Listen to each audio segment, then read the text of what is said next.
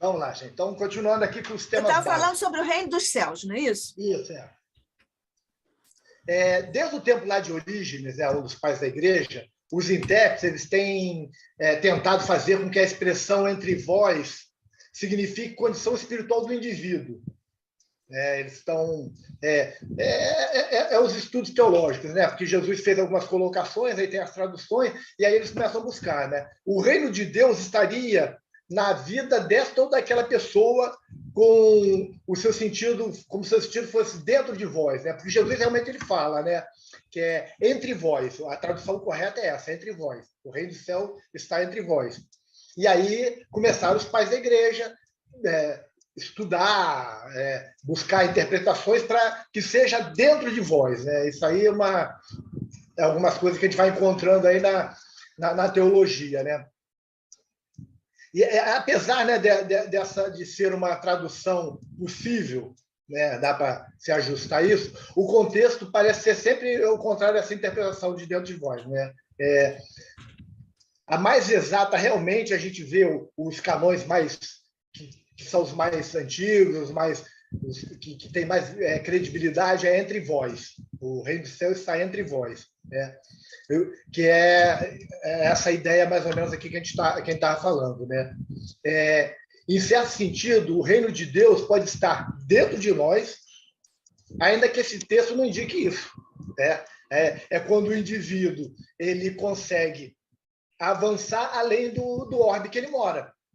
Então, o reino vai se estabelecer dentro dele. Então, não vai... Quando Jesus fala entre vós, é quando realmente isso consegue ser estabelecido na Terra.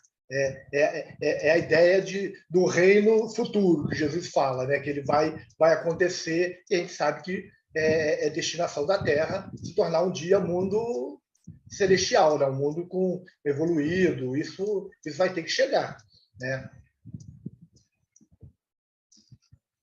A gente assim, tem muita coisa dentro do Novo Testamento, né? A gente tem que estudar por vários aspectos para a gente chegar, né?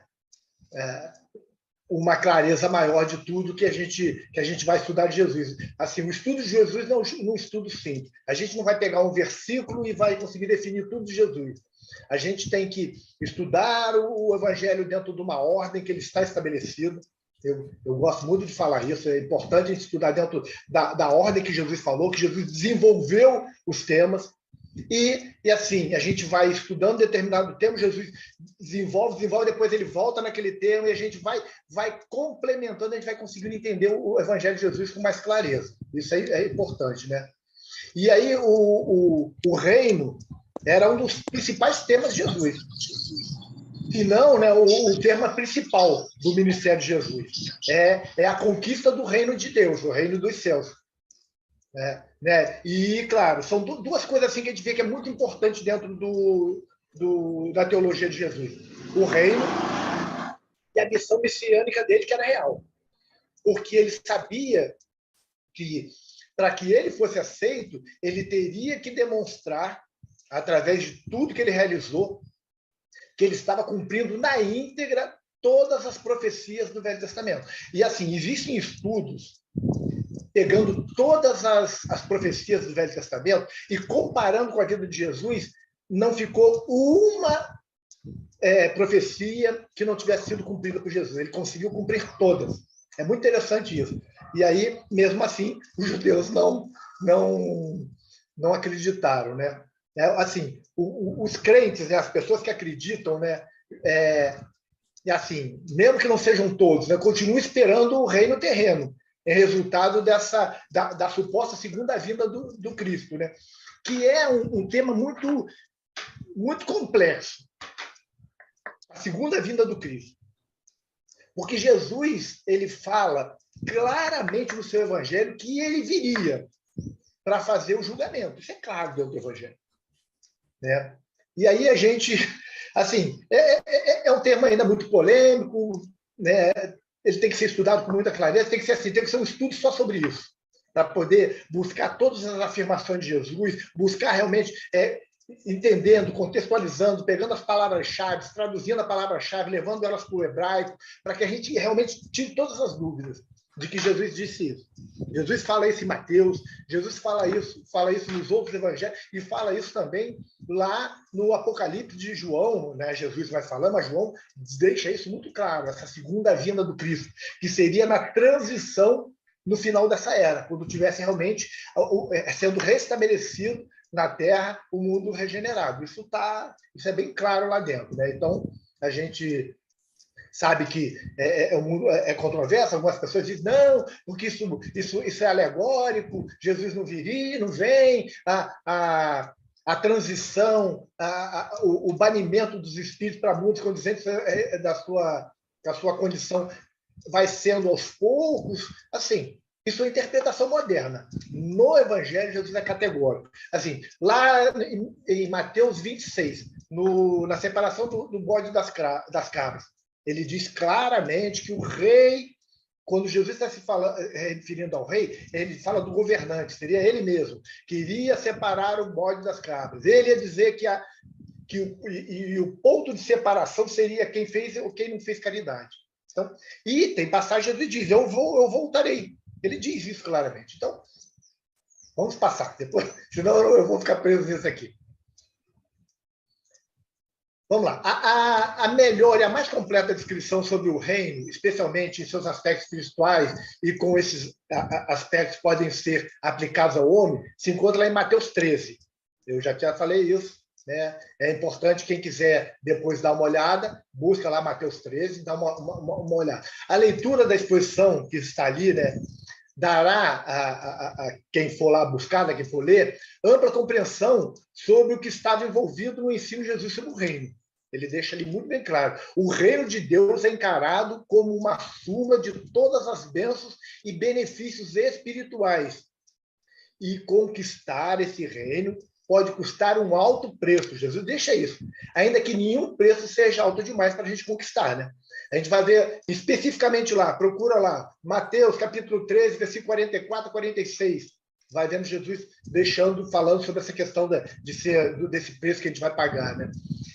Dessa forma, Jesus convocou todos os seus discípulos ao sacrifício e à dedicação, bem como ao sofrimento, que Jesus não disse que nós não sofremos. Ele fala, né, nas bem-aventuranças, a última bem-aventurança é que nós seríamos perseguidos, que iríamos sofrer por causa do nome dele. Isso fica muito claro para que nós fôssemos membros autênticos desse reino. Que a gente já tem que fazer sacrifício, tem que ter muita dedicação e provavelmente passar por sofrimento. Para que a gente pudesse herdar, né, conquistar o direito de ser cidadão desse reino. Isso está lá muito bem claro no Evangelho. Ih, minha bateria aqui. Vamos lá. Um outro tema que é muito falado no Evangelho de Jesus. A gente está falando aqui nos temas básicos. Falamos aqui do reino. Agora vamos falar do Filho do Homem. É um tema recorrente também. Alguns intérpretes têm ensinado que, apesar de Jesus ter declarado que o Filho do Homem viria entre nuvens do céu, é impossível ele ter identificado como esse personagem. E a igreja ter chegado à conclusão de que o Filho do Homem não é o mesmo Cristo Jesus. Então, a gente chega a essa conclusão. Alguns dizem que teria um outro Messias, que não seria um único Messias, teríamos mais um outro, que seria esse outro Messias que viria nas nuvens do céu. Gente, não tem base doutrinária no Evangelho de Jesus para chegar a essa conclusão. É interpretação, é achismo. Isso é achismo. Tá? A simples leitura dos diversos textos que mencionam esse termo é suficiente para convencer a qualquer pessoa que esteja lendo de que a ideia é falsa, de que teria um outro Messias. Isso aí são visões teológicas. A vinda de Jesus com nuvens faz alusão ao futuro aparecimento glorioso do reino. Eles falam da parúzia, né, que seria essa segunda vinda. O que não forma uma ideia contraditória ao ensino geral de Jesus, sobre ele mesmo como Filho do Homem. Como é o nome dele? Ah, meu Deus, deixa eu ver aqui. Que escreveu o Minutos de Sabedoria, o... Pastorino. Pastorino. Pastorino. O Pastorino ele faz um estudo sobre o Filho do Homem. Ele diz, né, o Pastorino era um catedrático, né, conhecia o aramaico, o hebraico, um homem com um estudo fantástico. E ele diz o seguinte, que o filho Jesus, quando se refere ao Filho do Homem, ele diz que Jesus, na condição de espírito puro, ele é o resultado dos esforços dele mesmo.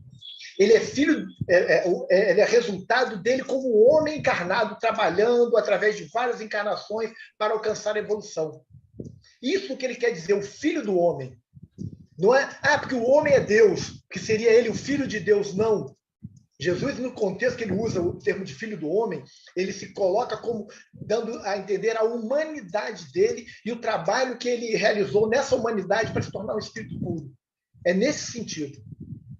Então, a gente tem que ter muito, assim, um olhar bem crítico, né, naqueles que querem colocar Jesus, quando ele fala que ele é o Filho do Homem, que ele é o único Filho de Deus, nesse sentido, não é isso. A gente não tem nada que dê esse sentido. E esse mesmo termo, ele vem de uma expressão hebraica que indica principalmente uma posição de humildade. Esse termo, né, esse termo Filho do Homem, significa um homem humilde. A posição de um homem comum, sem privilégios especiais. Olha só, se ele é o Filho do Homem, se ele é uma pessoa que não teve privilégios especiais, que ele foi um homem comum, se ele que ele é uma pessoa humilde, significa que ele alcançou tudo isso pelos esforços dele. Isso que eu falo, a gente tem que buscar entender o termo na época.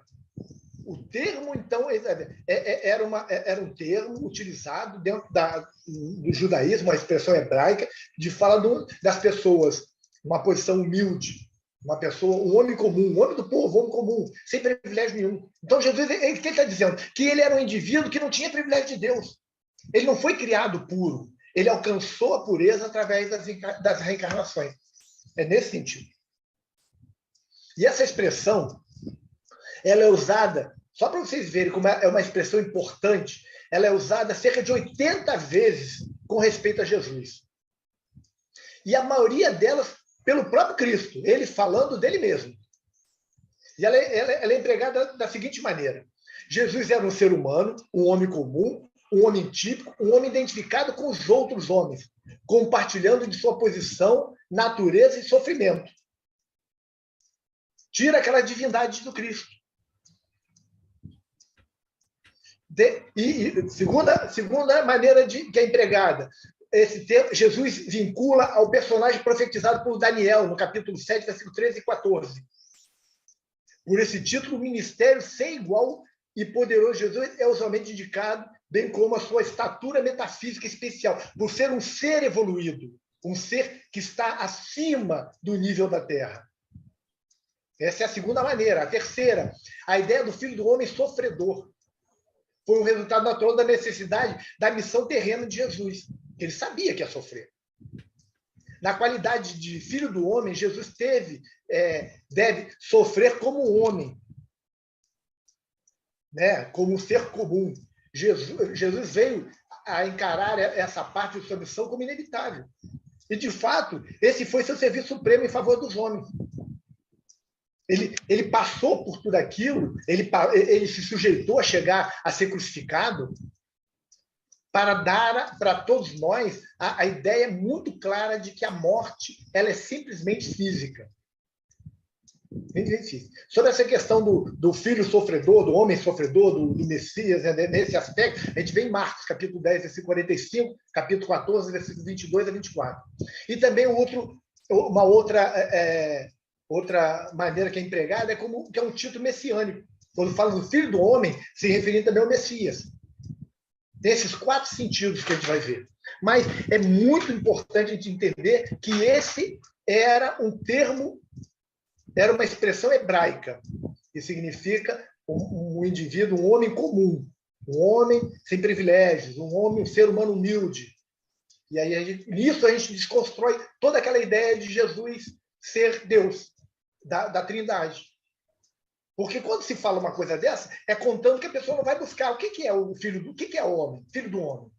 Como era usado esse termo na época do Cristo? E aí a gente vai perceber que Jesus ele fala 80 vezes.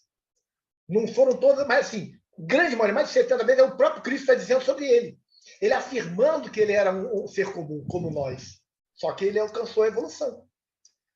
Porque ele já imaginava que ele seria colocado mais na frente como um Deus. Porque quando você coloca Jesus como um Deus, você cria uma distância muito grande.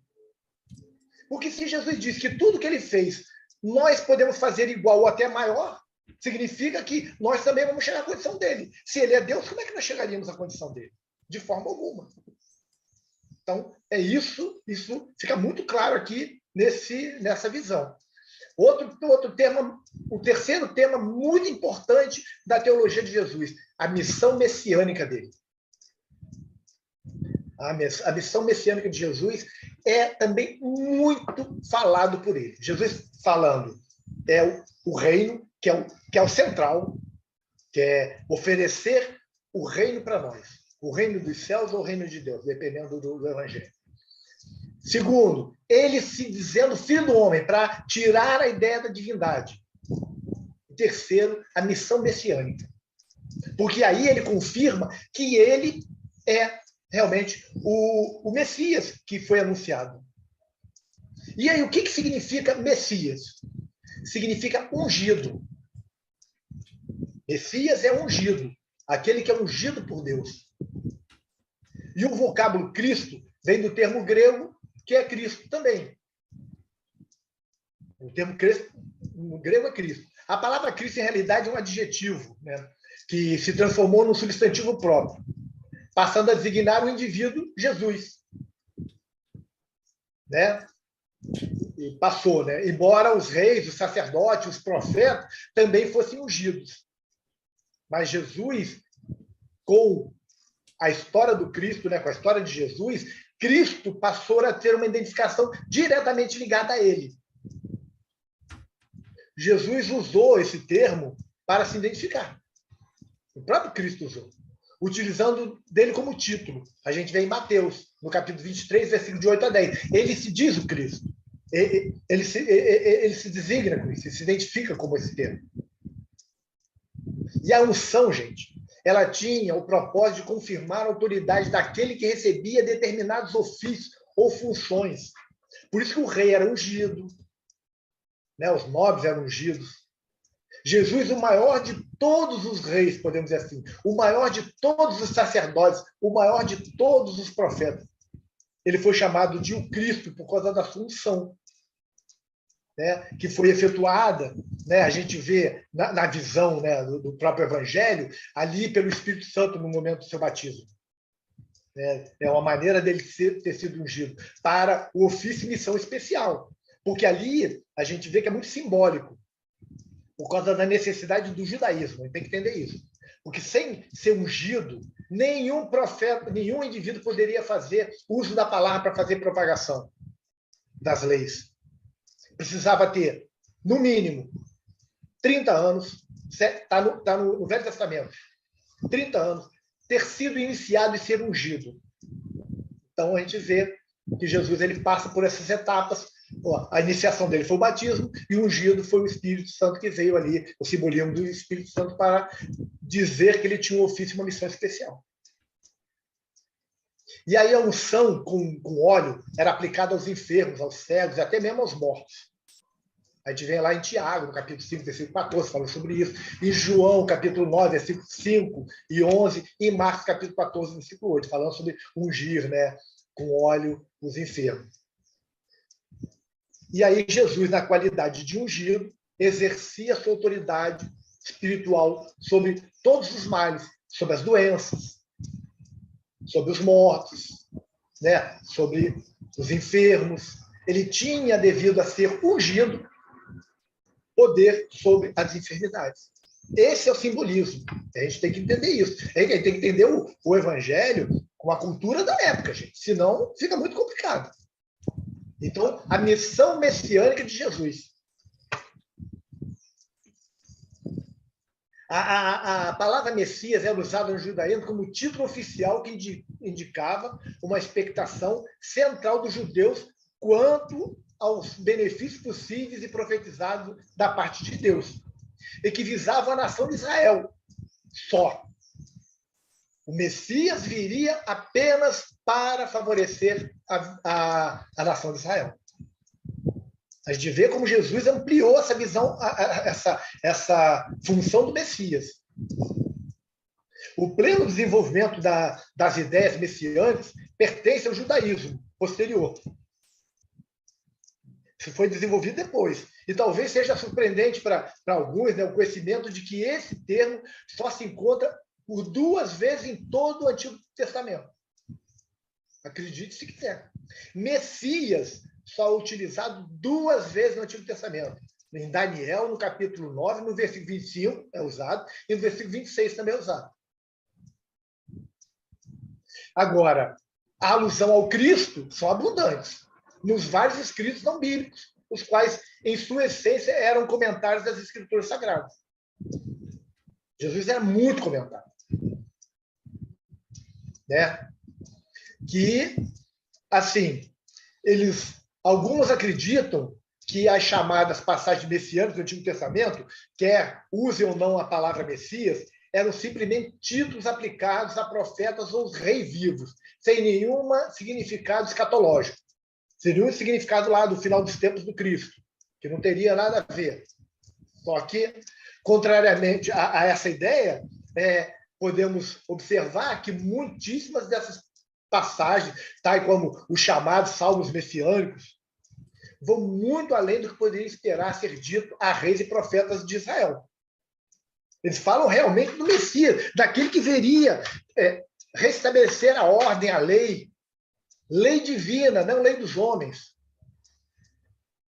Então, a gente vê em várias passagens falando do Messias, não como os reis, como os profetas, mas como um indivíduo que viria ungido de Deus lá na frente. E aí, a julgar pelos comentários feitos pelos próprios judeus, parece certo que eles esperavam o aparecimento de um grande personagem futuro, que agiria como libertador e rei. A gente vê assim, você tem que ler o Velho Testamento, as profecias e o entendimento da época. E no entendimento da época, eles esperavam o aparecimento desse grande personagem, que iria libertar o povo judeu e se tornaria o rei eterno. O Messias ele pode ser definido como um personagem teológico. Uma pessoa que incorporaria em si, de maneira toda especial, a salvação e o livramento do povo de Israel, que era considerado o povo de Deus. E aí, na visão dos judeus, o Messias seria um instrumento dos propósitos de Deus, que era transformar Israel no comando de todo mundo. O povo que mandaria em todos sobre o reinado desse Messias, que seria um reinado material. A visão dos judeus era essa.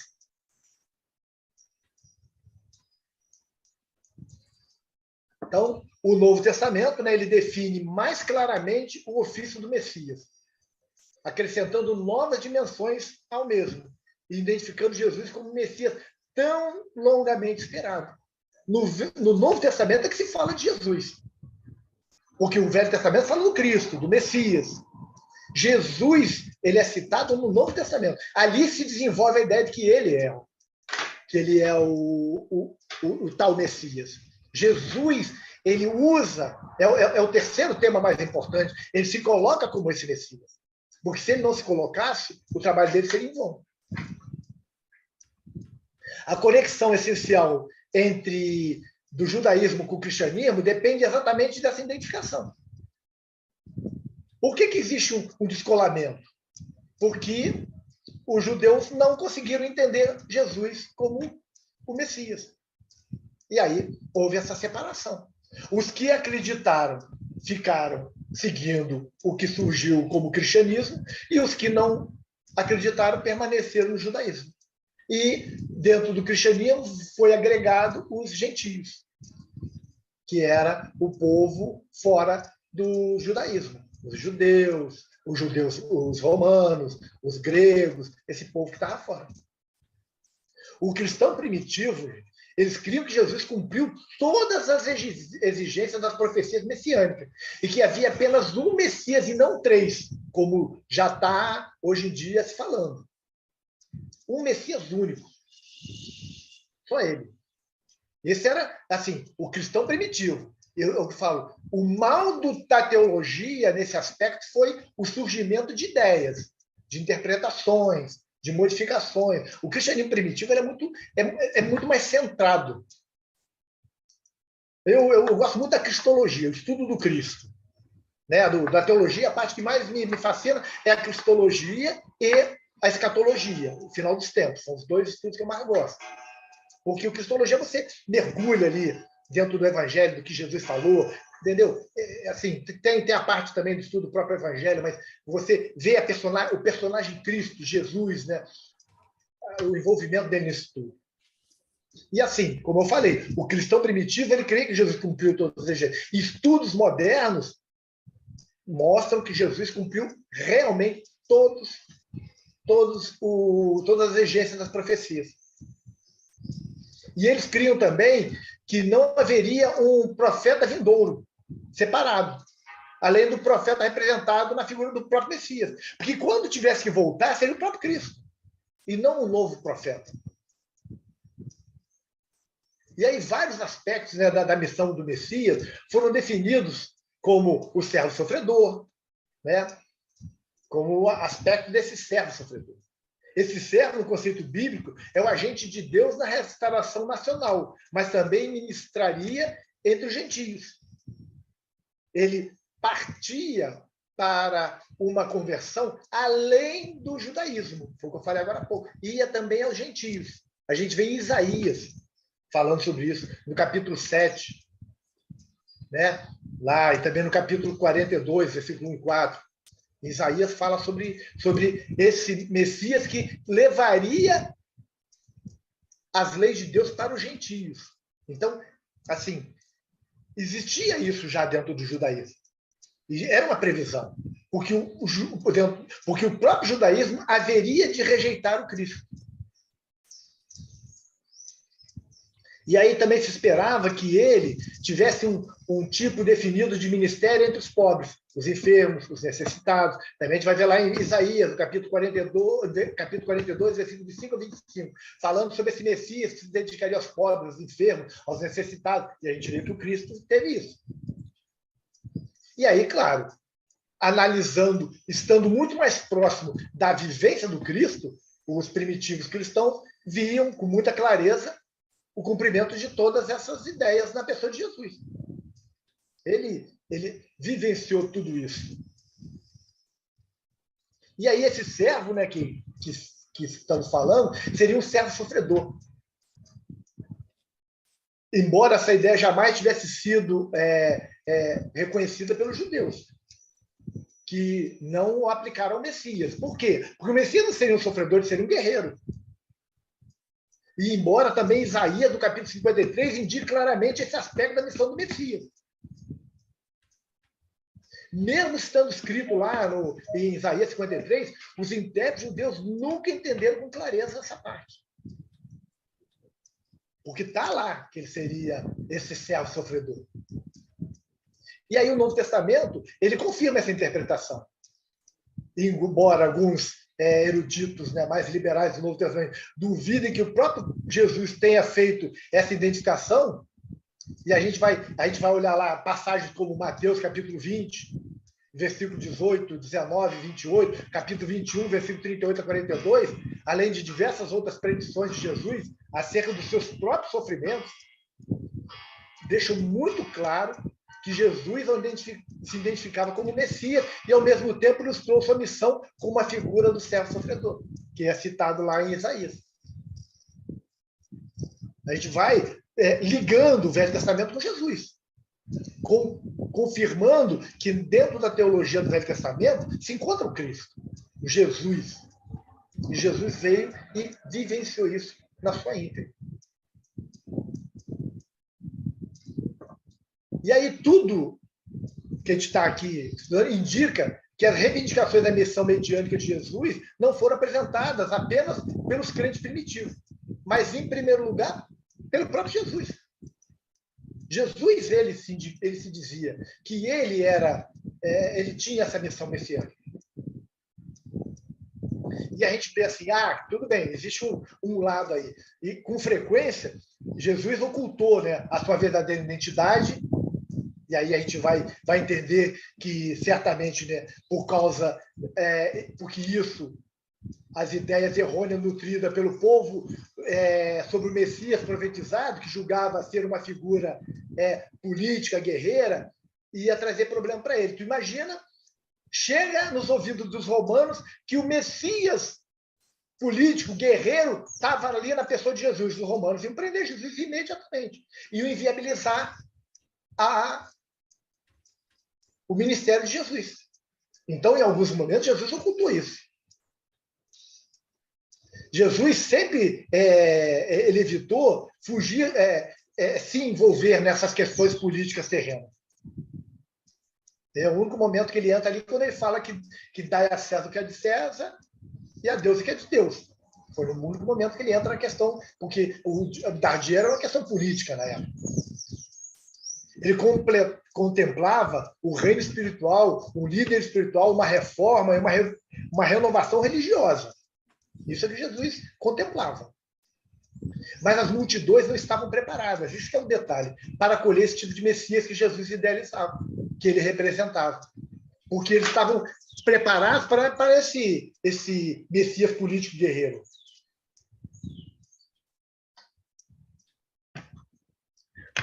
E aí, por isso que teve toda essa rejeição. E por isso que, quando os judeus colocaram o povo contra o Cristo, o povo aderiu à ideia dos judeus. Vamos lá, para a gente ter tempo de fazer tudo. Vamos lá. Tem os princípios éticos. Né, os princípios éticos da teologia de Jesus. Todos os pensadores reconhecem que o judaísmo é essencialmente uma religião ética. E desde os tempos mais antigos, a ênfase do judaísmo tem recaído sobre os elementos éticos. Os 10 mandamentos, embora apresentados de uma forma básica, distinta do judaísmo revelado, reflete em grande parte o que é reconhecido como uma moralidade essencial na maioria das religiões do mundo.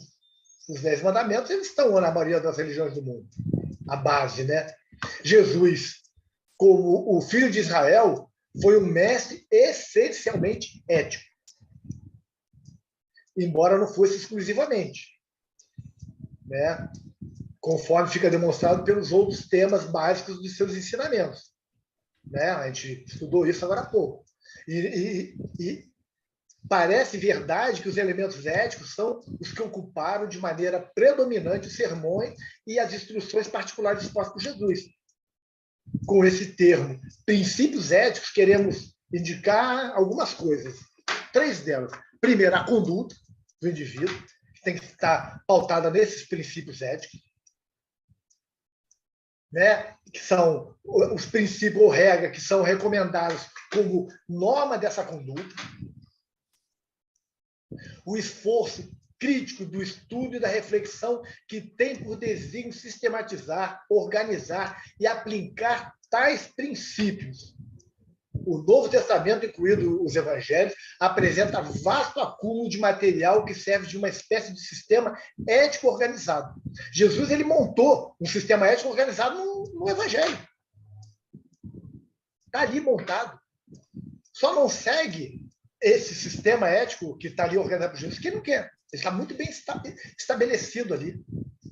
Quando a gente vai estudando Jesus, ele fala sobre tudo, qual é a posição, qual é a postura ética do indivíduo, se ele não ser ético, o que acontece com ele? Ele fala tudo. E se ele sendo ético, o que ele herda com isso? Jesus fala isso o tempo todo. E aí, olha só, é muito óbvio, né, em toda a ética cristã básica, que é a ética alicerçada nas declarações do próprio Jesus, não aqui as pessoas começam a fazer interpretações, mas nas declarações de Jesus, que esse é um reflexo da ética judaica básica. Jesus, ele fala, lembra que eu falei no início? Ele usa frases idênticas ao do judaísmo. A ética cristã, ela modificou a ênfase de parte do ensino judaico. E foi além da tradição judaica em outras particularidades. Jesus expandiu algumas coisas. Por exemplo, o casamento misto, ele não era reputado válido no judaísmo. O que é casamento misto? Né? Assim, o cristianismo já aceita. O cristianismo entende o casamento entre um crente e um não crente, ou entre um judeu e um não judeu. O casamento misto é isso.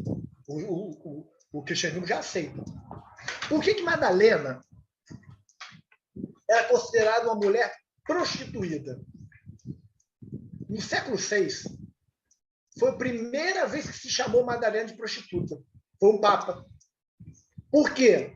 Porque os judeus consideravam ela uma mulher prostituída, porque ela era filha de judeu com não judeu. Então, era prostituída da lei. Esse é um termo, gente. Independente das escolhas sexuais, que não vem ao caso aqui, mas Madalena era considerada uma mulher prostituída da lei. O Papa, no século VI, que diz que ela era prostituta, que muda totalmente o sentido. Isso é um fato.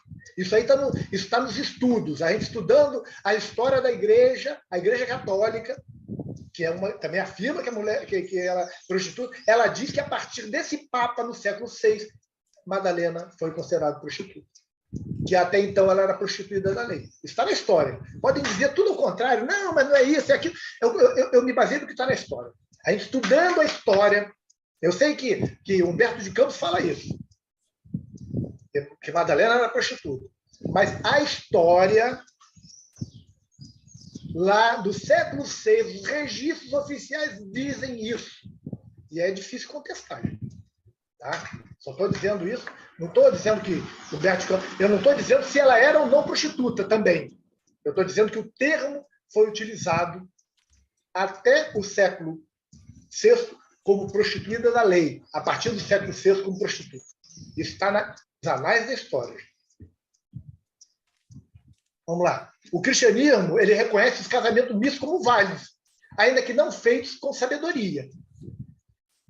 Isso era uma ideia do cristão, Idade Média, isso. Ia se imaginando isso. E essa mensagem de 1 Coríntios, no capítulo 7, versículo 13 e 14, fala também sobre isso. Paulo falava sobre essa questão.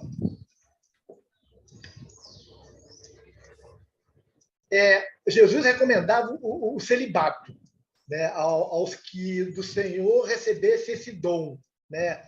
Ele falava, né? Tem uma mensagem lá em Coríntios que fala sobre... E aí ele fala, né, dessa questão do celibato, né? Tal como tinha feito os essênios e como Paulo confirmou posteriormente. Também Jesus fala em algum momento sobre a questão do celibato. A igreja utilizou isso de forma muito distorcida por questões de interesse econômico, porque a gente também vai olhar na história que acontecia o seguinte, tinha um padre, ele tinha sua família, e quando o padre morria, a família morava na igreja. E aí como é que você faz? Você tinha que expulsar a família da igreja para entrar outro padre com sua família. E aí isso virava um problema, era um escândalo dentro das comunidades. Então surgiu a ideia do celibato dentro do cristianismo para que o padre não casasse e a igreja não tivesse mais esse problema. Porque quando a igreja era obrigada a expulsar a família, que ficava o Deus dará. E era muito mal visto pela comunidade. Tá? Vamos lá. No que tange ao divórcio, Jesus falou em termos mais severos do que qualquer judeu comum. Jesus, ele sai, né? Ele falou do divórcio de forma muito dura. Mas não é bem assim. É assim, Jesus falou. Uma coisa é a gente querer que seja ou que não seja, mas que Jesus falou. Está lá escrito. Jesus fala de quem casa com o divorciado é considerado adulto. Tem várias coisas lá, tá? Que só aceita o divórcio em casa de prostituição, ou de um dos entes terem se prostituído, vivido de forma fora do casamento, vida sexual fora do casamento. É o que Jesus estabelece. Isso está lá. A interpretação que nós vamos fazer disso é outra coisa, mas está lá, está. E essas são apenas algumas das sugestões acerca das diferenças, da ênfase ou acerca das modificações que podem ser vistas no ensinamento de Jesus, confrontados com os princípios éticos do judaísmo. Tá? E aí temos alguns pontos também que são mais particulares. Né? Em geral, a gente pode classificar o sistema ético de Jesus como teísta.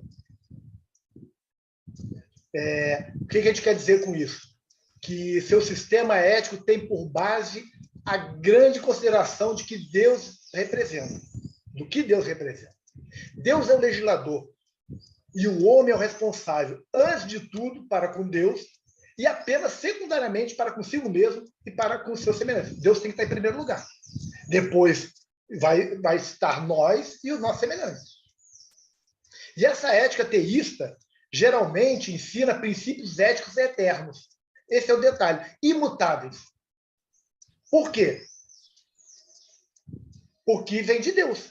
Enquanto que a ética pragmática admite mudança e alteração, a ética teísta ela conta com um Deus eterno e imutável, que impede a mudança de qualquer modalidade. Porque se Deus é eterno e imutável e uma sabedoria ao extremo, ele não erra. E se ele não erra, a ética dele não pode ser mudada. E se houver qualquer mudança, será tão somente resultado de uma maior compreensão sobre Deus e seus caminhos, e não pela mudança do próprio Deus ou de seus ensinos. Muitas vezes, a gente tinha uma visão de Deus e a gente consegue ampliar essa visão de Deus, a gente entende a ética de outra maneira. Amplia, melhora, e não muda totalmente. Jesus falou de princípios eternos, e todo o seu sistema repousa nesses princípios. E aí, o que a gente espera?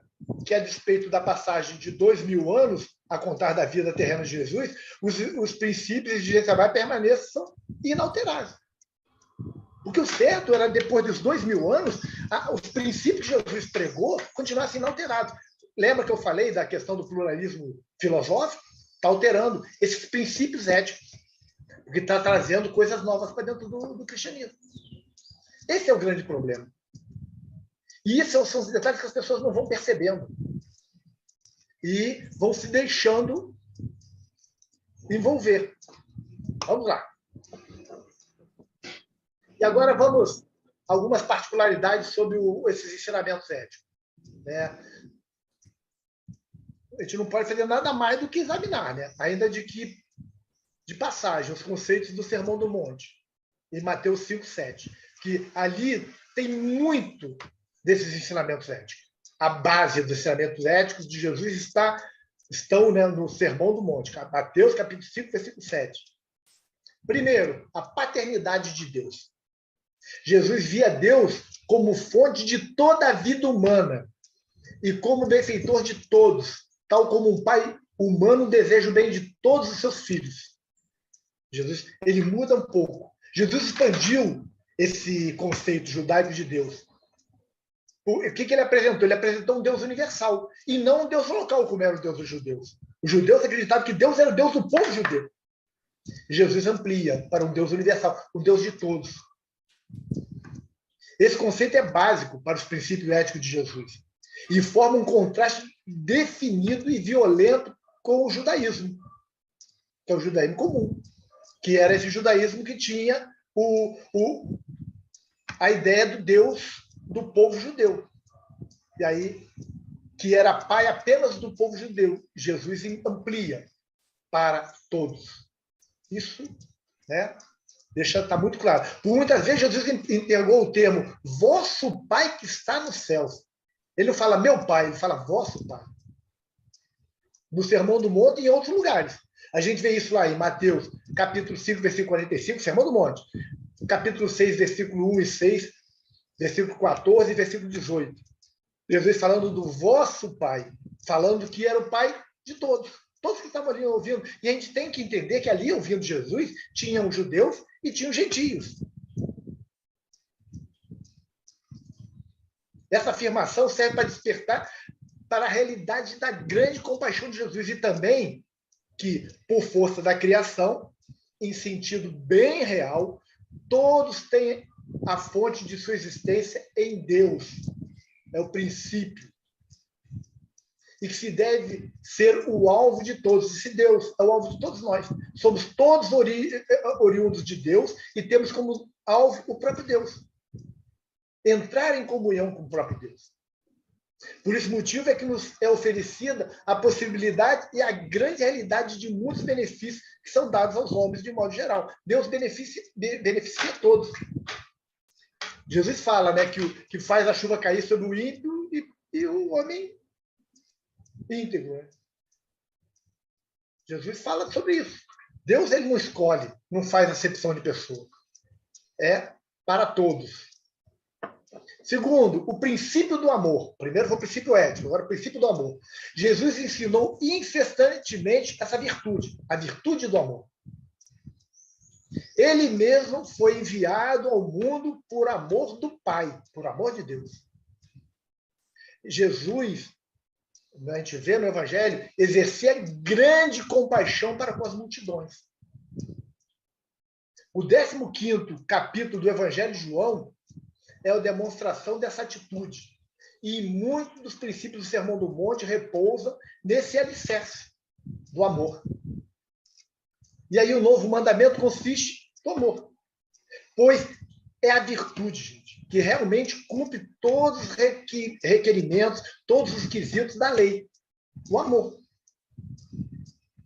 E aí o que a gente precisa? Precisamos sentir pelo outro, pelos outros, né? O que sentimos por nós mesmos. Amar o próximo como a ti mesmo, disse o Cristo. E aí sabemos que é o amor próprio e o que praticamos quando quase todos os nossos atos se baseiam no egoísmo. Né? Esse amor próprio que a gente acaba praticando se baseia no egoísmo e não nesse termo de Jesus. Amar o próximo como a ti mesmo. Cuidamos de nós mesmos, dos nossos planos para o futuro, vestimos e temos cuidado com a nossa saúde.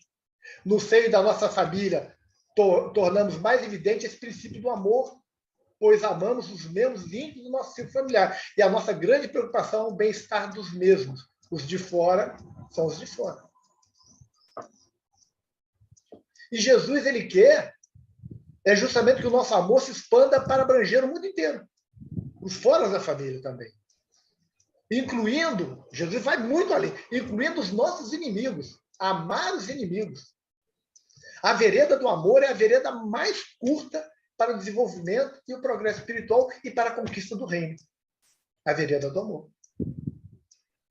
O próprio Jesus, ele foi um exemplo supremo de como deve funcionar esse princípio. Jesus foi o amor encarnado.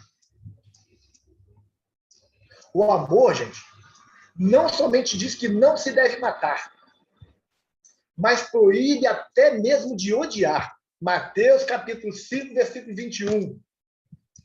O amor diz não somente que não se deve adulterar, mas nem mesmo cobiçar. Mateus capítulo 5, versículo 28. O amor não somente diz que não se deve provocar violência, mas nos instrui mesmo a sermos ativos pacificadores. Mateus capítulo 5, versículo 9. Gente, aquele que cultiva em sua vida o amor de Jesus, nutrindo em seu homem interior, será mais rapidamente transformado na imagem de Cristo. Que é o grande propósito da existência humana. O que é se transformar na imagem de Cristo? Nos tornarmos puros, na condição de Jesus. Terceiro item, sobre a questão da ética, respeito à autoridade constituída. Olha, isso está faltando muito no mundo. Nosso país, então, nem se fala. Respeito à autoridade constituída. Assim ensinou Jesus, gente, ao falar especificamente da lei e dos profetas como autoridade religiosa da época. Capítulo 5, versículo 19 de Mateus. As autoridades da época eram os profetas. Ele falou sobre a lei, sobre os profetas. Respeito à autoridade constituída. Jesus aprovava a lei e os profetas, embora algumas vezes tivesse discordado dos seus contemporâneos no tocante à interpretação que davam a lei e aos profetas. Se eu não concordo com a lei, eu vou, através do meu voto, através daquilo que me compete fazer como cidadão, colocar pessoas que, se for vontade da maioria, mudar essas leis. Do contrário, eu tenho que respeitá-las. E os que são eleitos, que estão lá, as pessoas querendo mal, querendo que morra, querendo isso, que aquilo. Gente, a ética cristã nos proíbe de ter esse tipo de comportamento. Respeito à autoridade constituída. Teve um amigo meu que foi ao Canadá e ele estava conversando com uma pessoa lá que era americano, que estava lá também viajando, aí ele falando sobre a questão política dos Estados Unidos, e aí o cara era da visão política contrária ao presidente. Aí o cara, então você não gosta? Não, ele falou assim, não, hoje ele é meu presidente. Na eleição eu sou contra ele, mas hoje ele é meu presidente. Eu não falo mal dele. Uma visão baseada na ética cristã. E nós estamos vivendo isso? Não, isso é no mundo, gente. O Brasil é porque nós moramos aqui. Se nós não concordamos com uma coisa, nós temos que mudar essa coisa no voto. E ter muito cuidado com a maledicência, o desrespeito à autoridade constituída. Isso é muito preocupante.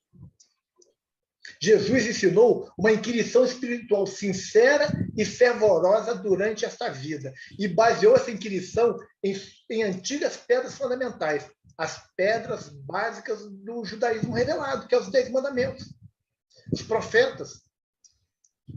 E aí, aquele que desobedece aos mandamentos só causam danos a si mesmo. Esse ódio destilado, essa maledicência, causa dano a quem está fazendo isso. E aqueles que quebram os mandamentos, ensinam outros a quebrá-los, prejudicam duplamente a si mesmo e aos outros, sendo por isso chamados mínimos no reino dos céus. O Evangelho de Jesus nos ensina isso, gente. Quarto item da ética. Jesus aprofundou parte do ensino do judaísmo contemporâneo, da época dele. Todos reconheciam que o assassínio era o mal. Mas Jesus ele procurou mostrar que o ódio era uma forma de homicídio. Que a quem pensou em matar, quem está com ódio do outro, está cometendo homicídio. Críticas severas, uma língua virulenta e ódio, ira, são formas de assassínio, porquanto ferem e destroem as suas vítimas, ainda que não causem a morte do corpo físico. A gente tem que ter muito cuidado com isso.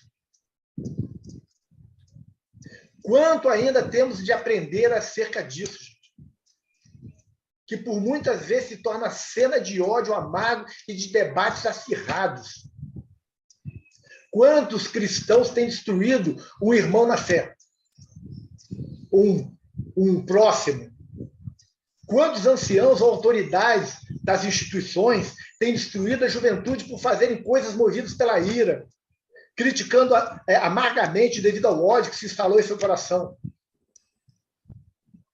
Se Jesus estivesse pessoalmente conosco hoje, nas nossas instituições, procuraria aprofundar nossos conceitos acerca do que é homicídio. E se ele estivesse em nosso coração, de fato que ainda não está, faria a mesma coisa sem ser notado.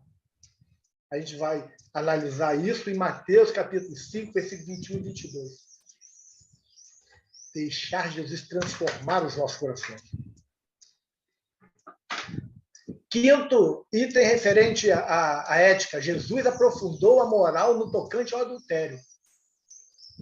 O homem talvez possa se congratular, né, com ele mesmo se não tocar uma mulher. Mas Jesus revelou que a cobiça por uma mulher já é adultério. E da mulher estar com o homem também.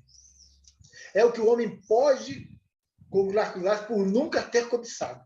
Quem? Quem pode? Que homem pode pensar assim? Jesus não ensinava aqui contra as instituições sociais da poligamia ou do concubinato. Ele não estava falando sobre isso. E não é provável que ele classificasse esses costumes sociais de judeus como um adultério, porque os judeus tinham isso. gente vê lá, rei judeu com não sei quantas mulheres, mas concubino. Jesus ali não criticou isso. Né? Não é isso que ele está falando, ele está falando do adultério mesmo. Conforme a gente vai ver lá em Mateus capítulo 31, 32. E ali mais tarde, em Mateus capítulo 19, versículo 3 a 9.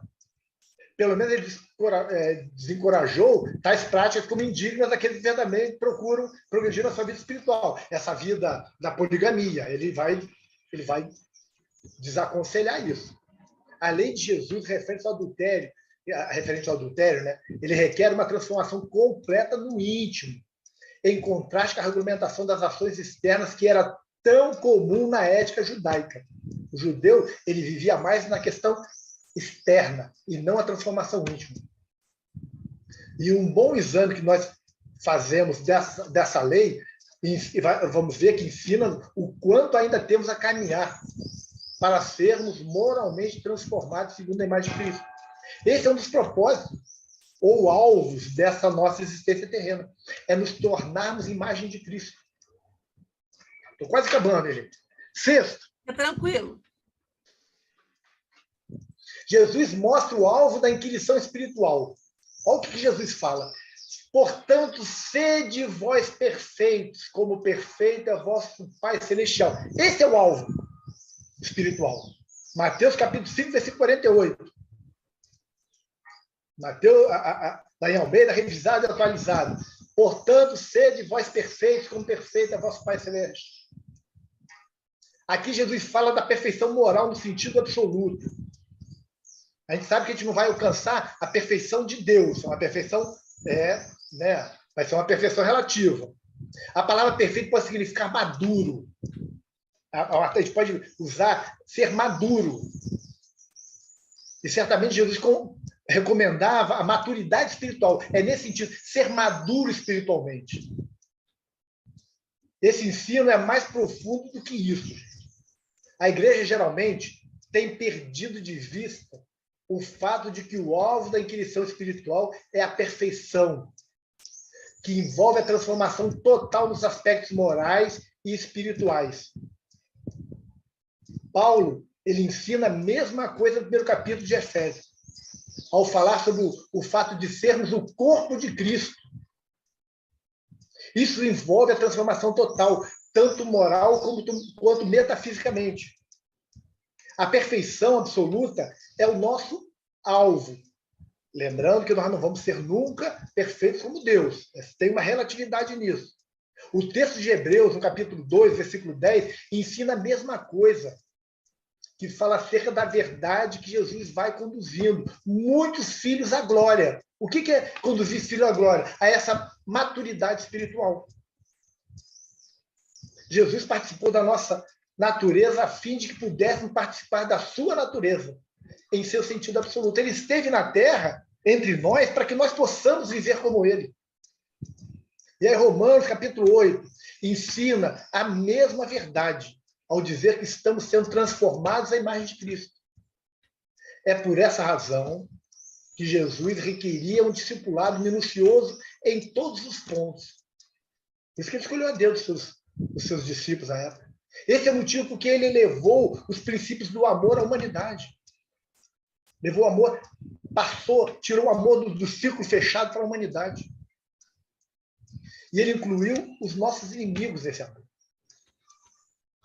É por isso que ele regulamentou a conduta entre o sexo, o quanto ao matrimônio. Esses princípios éticos são necessários para o sucesso, para o rápido progresso dessa inquisição cristã, que é esse alvo que visa atingir a grande imagem moral de Deus, a imagem metafísica de Cristo. Jesus é o modelo, é o guia, o modelo da humanidade, está lá no livro dos Espíritos.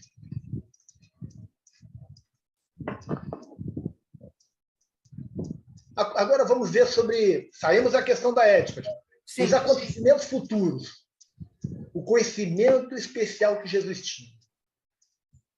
É interessante a gente ver essa parte. O Evangelho mostra que Jesus tinha poderes especiais de conhecimento, inclusive da telepatia, do conhecimento prévio. Jesus sabia o que os outros estavam pensando. Jesus sabia o que ia acontecer mais na frente. Esse fato ele é apresentado pelos evangelistas como prova, entre muitas, do messiato autêntico de Jesus. Os rabinos lá do judaísmo previam o Messias dotado de tais poderes e os evangelhos mostram que, nesse ponto, como em muitos outros, Jesus cumpriu as esperanças do povo de Israel. Mais uma previsão que Jesus cumpre. Poderes elevados do conhecimento podem ser propriedade de meros homens. A gente vê. O mesmo homem e o espírito deve ter alguns poderes espirituais. Tem gente que fez previsões, sabe algumas coisas, prevê algumas coisas. A gente sabe que isso. E aí, só que esses são muito mais notáveis em pessoas de alto desenvolvimento de espiritualidade. Quanto mais espiritualizado o indivíduo, mais capacidade ele tem desse tipo de coisa. E aí não é preciso a gente supor, que o conhecimento especial de Jesus tenha sido uma propriedade de sua perfeição. Embora possa parecer que os evangelistas tenham apresentado essa capacidade aos seus leitores como se fosse uma prova disso. Jesus ele tinha essa grandeza extrema. Isso prova. E a gente vai vendo, por exemplo, a gente vê o Chico Xavier. Eu já vi pessoas dizendo que Chico respondeu o que estava pensando. A gente mostra a grandeza do Chico. E a gente não pode esquecer da importância da humanidade de Jesus. Para a gente não botar ele como divino, e aí, divino sabe tudo. Jesus era. E isso mostra o desenvolvimento espiritual do Cristo. Jesus era homem verdadeiro, gente. Que lutava como homem, que sofreu e se desenvolveu como todos os seus irmãos. A gente não pode esquecer isso. Seus poderes especiais dependiam normalmente do seu desenvolvimento como homem. Não eram poderes dados por Deus. Se não fosse isso, as suas palavras que indicam que os discípulos podem fazer as mesmas coisas e que ele fez, contando que tenham fé, quase não teria sentido. Ou não teria sentido nenhum.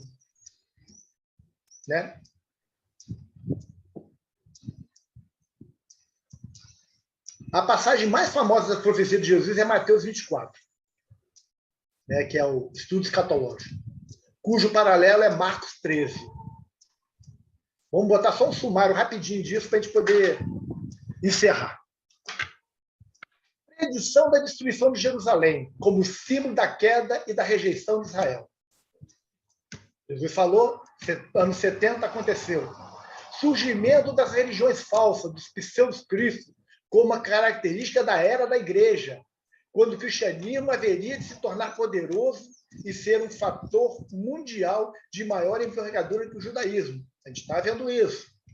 Desordem geral e violência que haveria de caracterizar a história humana durante esse período em que se tornaria muito mais grave, pouco antes do estabelecimento literal do reino.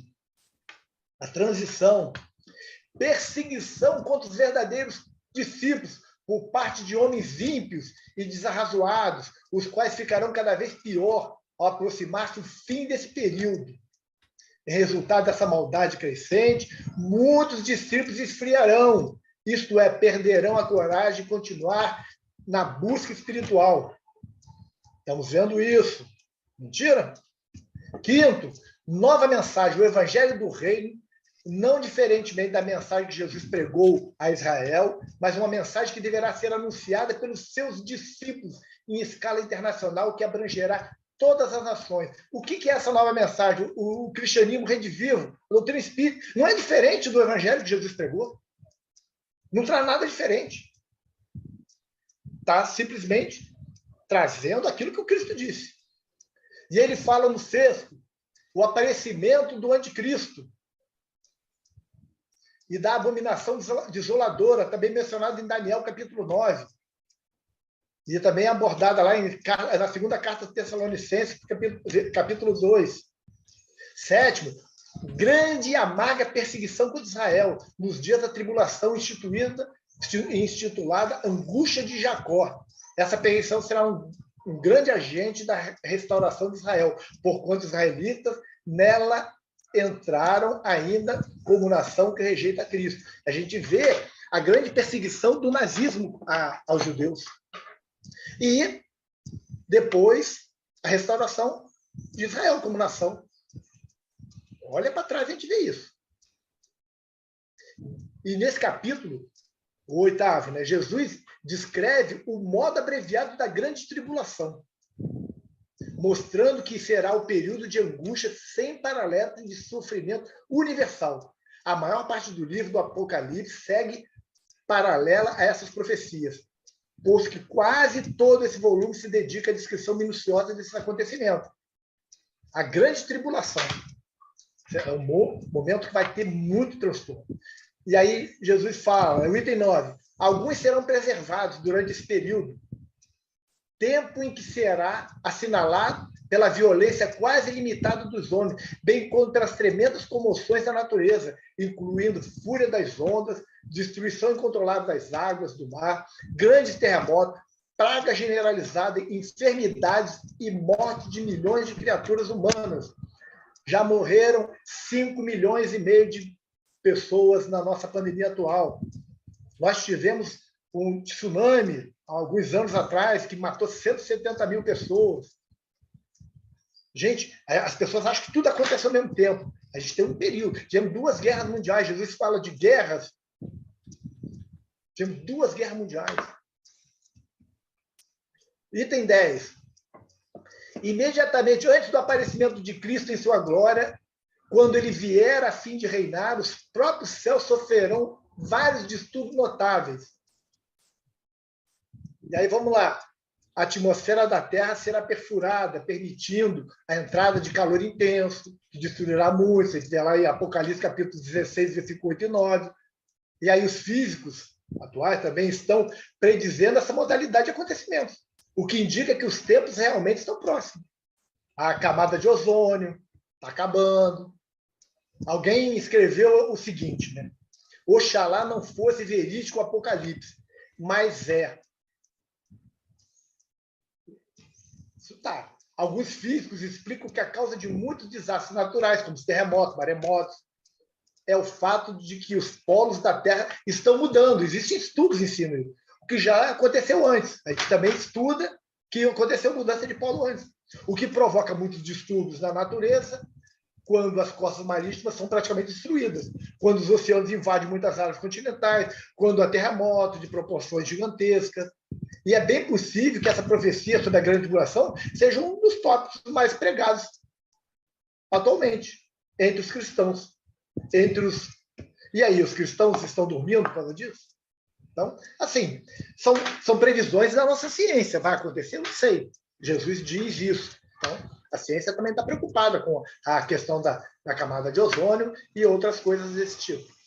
Então, gente, passei 10 minutos do que eu importância. Deu uma corridinha agora no final, só para dar tempo.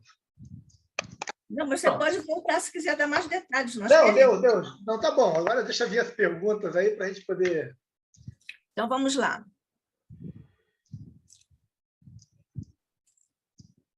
Bom, o Paulo de Filipe cumprimentou, a Terezinha também, e depois o Paulo de Filipe fez uma pergunta. Paulo Guedes, boa tarde.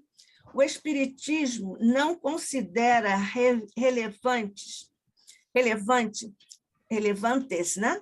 As diversas teologias existentes, pois acredita no Evangelho segundo o Espiritismo, codificado por Allan Kardec e de autoria de espíritos superiores, que consideramos verdade. Você particularmente concorda?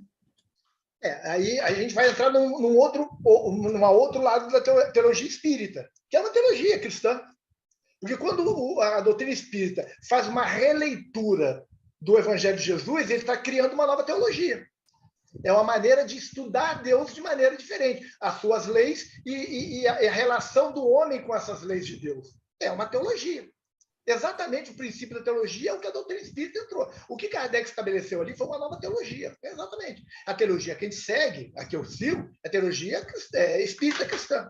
Bom, eu cito as outras, que são teologias que estão aí, que, por questão de estudo, eu dou uma analisada nelas também. Eu acho importante a gente conhecer as outras teologias para a gente ter mais certeza do que a nossa é a que responde aos nossos anseios. A gente tem que conhecer. Por uma coisa assim, eu me digo espírita, mas eu não sei o que diz o budismo, eu não sei o que diz o islamismo, eu não sei o que diz o hinduísmo, eu não sei o que diz a teologia católica, a evangélica. Como é que eu sei que a minha é melhor, se eu não conheço as outras? Eu, no meu entender, eu preciso ter um conhecimento básico das outras para consolidar a minha. E é assim que eu faço. E, claro, a teologia que eu acredito que eu sigo é a teologia espírita cristã.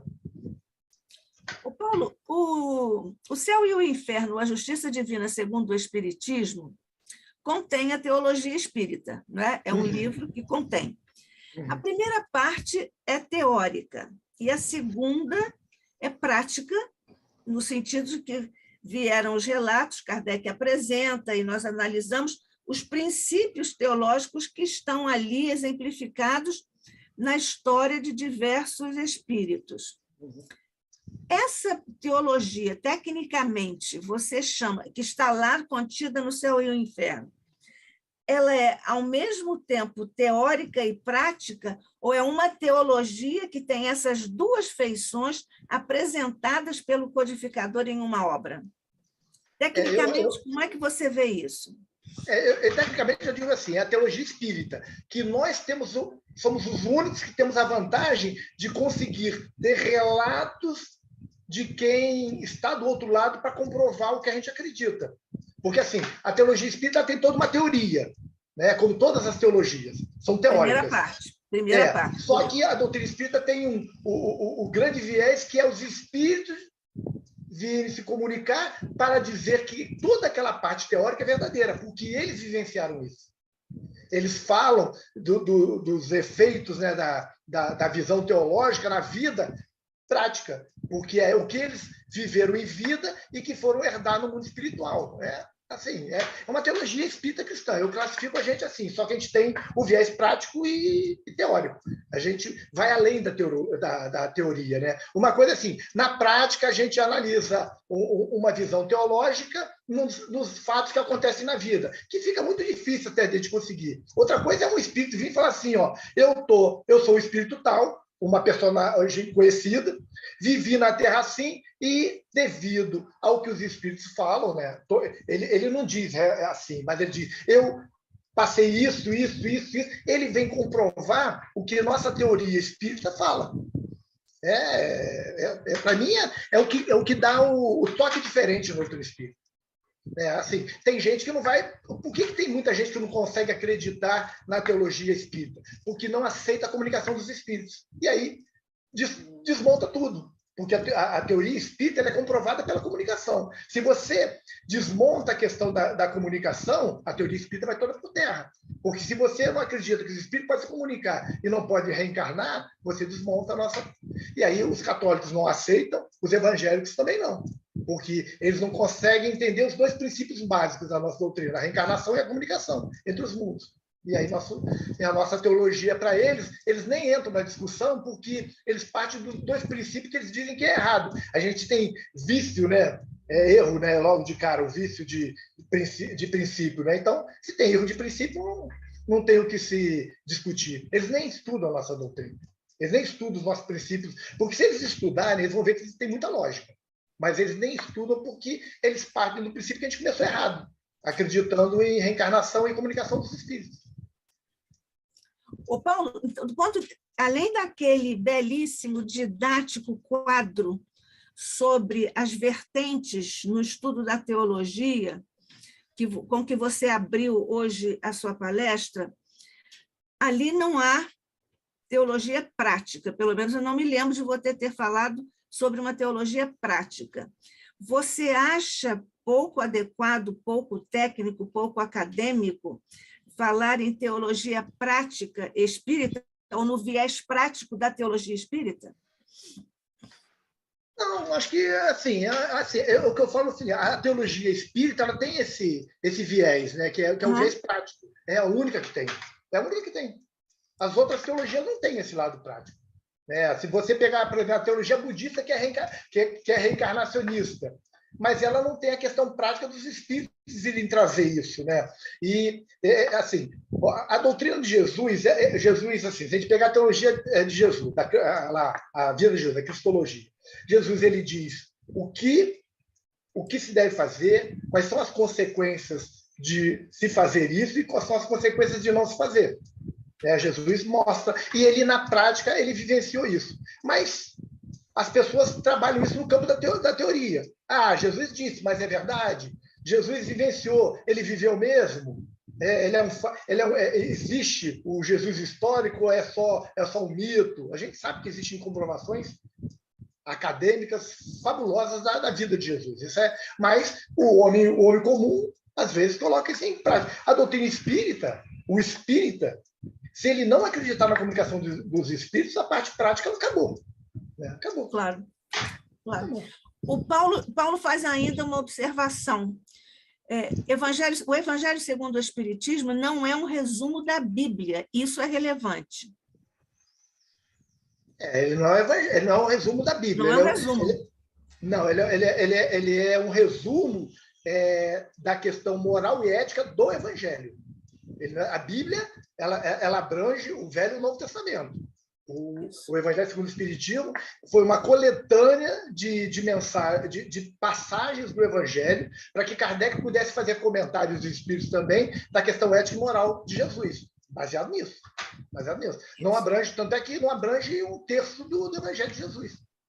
Quando Kardec assinala no início de O Evangelho segundo o Espiritismo que o objetivo da obra é exatamente esse, ele pensou determinados pontos e apresentou para comentar no Evangelho segundo o Espiritismo, ele falou que é a ênfase na moral, que é irretocável e irretorquível.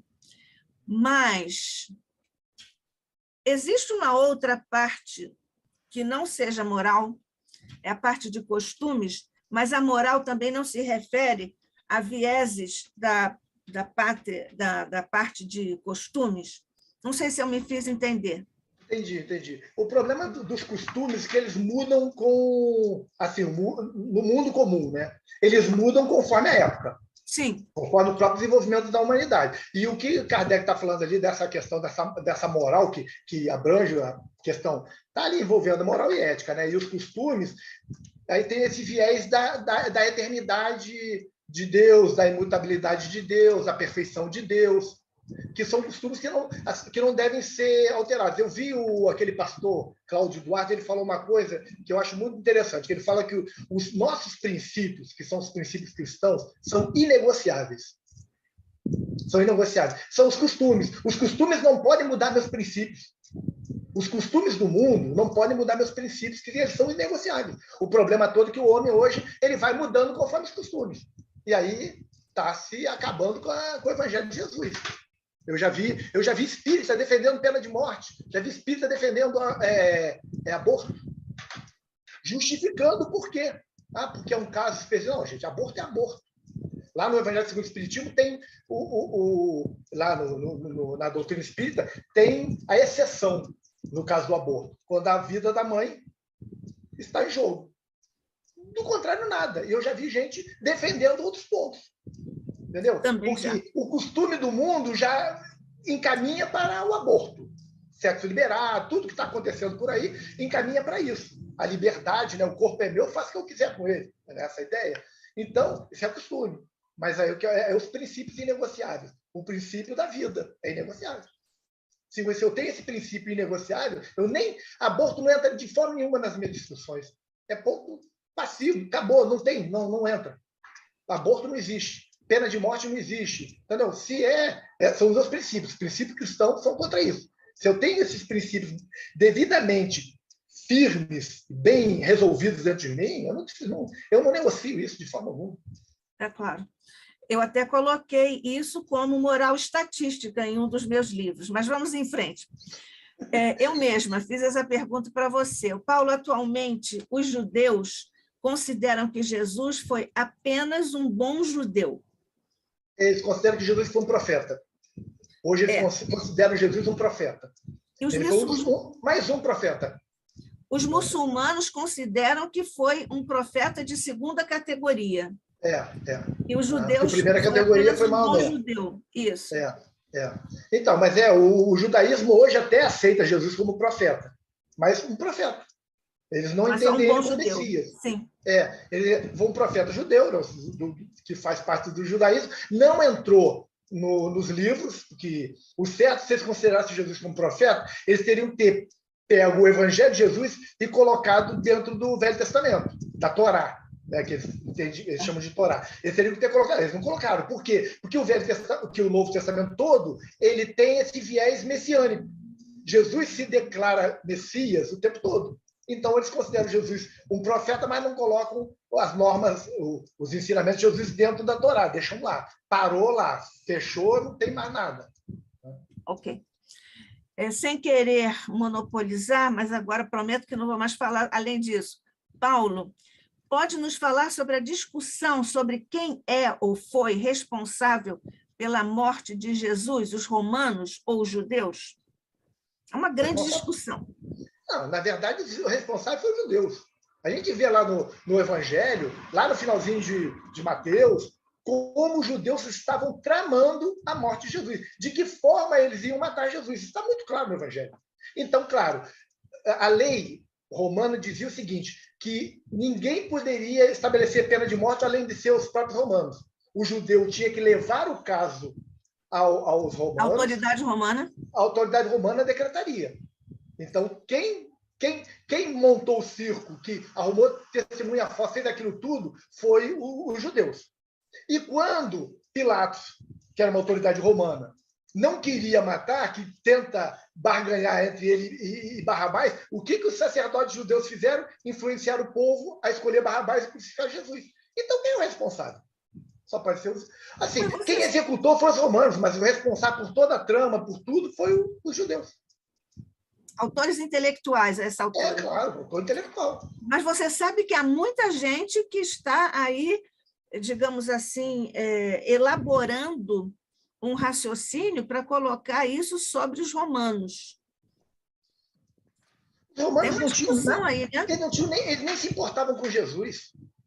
O José fala isso, eles não se importavam com Jesus. Não estavam nem aí, porque Jesus não aparecia sem nenhuma ameaça para eles, era um homem pacífico.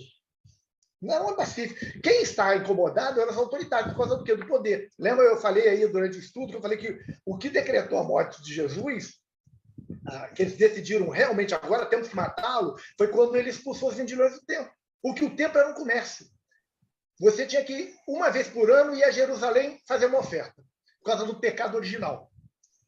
O pecado original te obrigava a fazer essa... Você tinha que ir ao templo fazer uma promessa. Todo mundo peregrinava ao templo para fazer a oferta, né, que era chamada.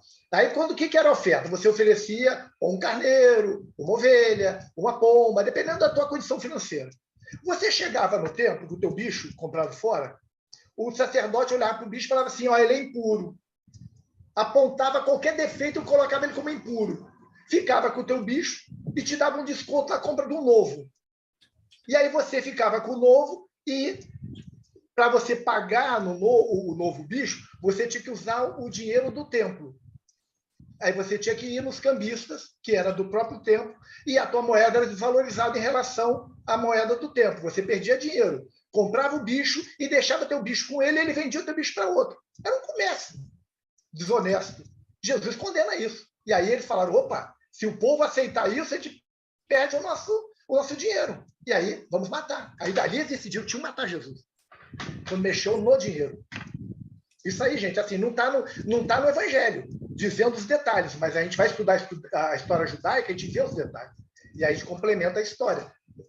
Como é que era feito o comércio, a questão dos bichos, o câmbio, né, tudo que era feito ali dentro. Mas você não podia usar. Existia uma moeda que era exclusiva do templo, não se usava em lugar nenhum, só dentro do templo. E aí você tinha que converter o dinheiro para o templo e perdia dinheiro. Era uma armação do caramba. Que era uma opressão mesmo, né? Paulo, a Tereza Costa, o Evangelho segundo o Espiritismo contém apenas a parte moral do Evangelho contido na Bíblia, não é mesmo? Na Bíblia, Pode dizer que sim. Pode dizer que sim. Assim, não está todo, não está tudo.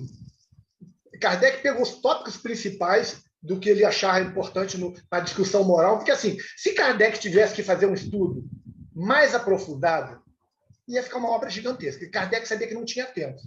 Ele precisava desenvolver toda uma obra ali, né? Ele sabia que ele tinha que dar continuidade, ele precisava ir um pouco além, e Kardec, a gente sabe que ele tinha as suas intuições, sabia que a vida dele não seria muito longa. Até que o Espírito de Verdade começa a dizer para ele que ele não ia muito longe, que ele ia desencarnar, que depois viria alguém complementar no início do século seguinte, até que ela ali está na Obras Póstumas, a gente encontra isso. Mas ele sabia, ele não podia levar a coisa muito grande, porque ele não ia conseguir, que ia ficar. Porque imagina se ele pega todas as passagens do Evangelho e faz um estudo sobre isso, com colocação de espírito, ia ficar uma obra gigantesca. E aí, o que ele fez? Ele pegou os tópicos principais, é importante de ver isso, ele pegou os tópicos principais, que são aqueles tópicos que norteiam a vida de um cristão, né? A reforma íntima, a moral, a ética, e ali ele fez um estudo. E, ok, assim, estuda, a gente fala assim, estudar sobre o Evangelho segundo o Espiritismo, eu sei tudo sobre Jesus? Não. Mas eu sei tudo, eu sei a síntese do que Jesus disse, mas não tenho tudo. Assim, eu digo assim, se Kardec tivesse pego o Sermão do Monte e feito um estudo só sobre o Sermão do Monte, ele tinha abrangido bem tudo. Mas foi questão de opção, orientado provavelmente pelos benfeitores da vida maior. Ele escolheu lá algumas passagens, algumas parábolas e fez uma abordagem muito interessante. É espetacular o Evangelho segundo o Espiritismo. Ele descortina muita coisa para a gente. O Paula Tereza faz uma outra questão aqui. Ouve-se muito que a segunda vinda do Cristo teria sido na chegada do Consolador prometido, a doutrina espírita. Você, como teólogo espírita estudioso, como percebe isso através do Evangelho? Existem duas coisas bem diferentes. João 14, Jesus fala do Consolador, que ele mandaria um outro Consolador, diferente. Ele não diz que é ele. Outro, se Jesus era o Consolador, se ele vai mandar outro, não seria ele. Então já... E quando ele fala do final dos tempos, ele fala da volta. São duas coisas bem distintas. O Consolador, ele fala se a gente, né, ele mandaria um outro Consolador que ia nos recordar as coisas, né? Ele fala, é uma passagem lindíssima, mas ele fala que é um outro Consolador, ele não fala dele. Isso que seria o Espírito de Verdade, que ficaria eternamente entre nós. Ele fala isso. Mas um outro, quando fala... O problema é o termo outro ali. Se ele fala outro, não é ele. Não pode ser ele. Por que ele usou outro? E aí, quando ele fala, eu virei, ele fala, virei fazer o julgamento. Ele diz isso no Evangelho. Ele fala da separação do boi das cabras, que o rei, que é o simbolismo de rei, era de Jesus, era do Messias. Ele tem que entender o simbolismo da época. E ele fala, no Apocalipse, ele fala lá claramente. Leia o Mateus 24. Jesus vai dizer, ele fala da volta dele. É uma outra situação. O Consolador prometido é uma coisa, a segunda vida, a parúzia, que chamam, né, que é a segunda vida de Jesus, é uma outra coisa, bem diferente. Então não dá para misturar, porque tem uma palavrinha ali, outro. Se é outro, não é ele. E só isso já diz que não pode ser o mesmo. Isso. A Tereza continua. Mas Jesus, ao se referir a João Batista, o chamou de filho de mulher. Por que essa diferença com a de filho do homem? Ele diz os nascidos de mulher.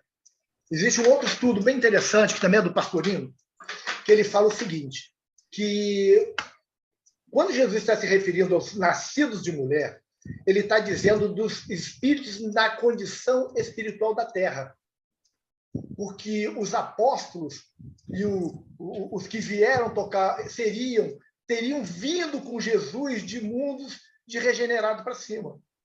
Então ele fala dos nascidos de mulher, os oriundos da terra, dos filhos da terra, nenhum é mais evoluído que João Batista.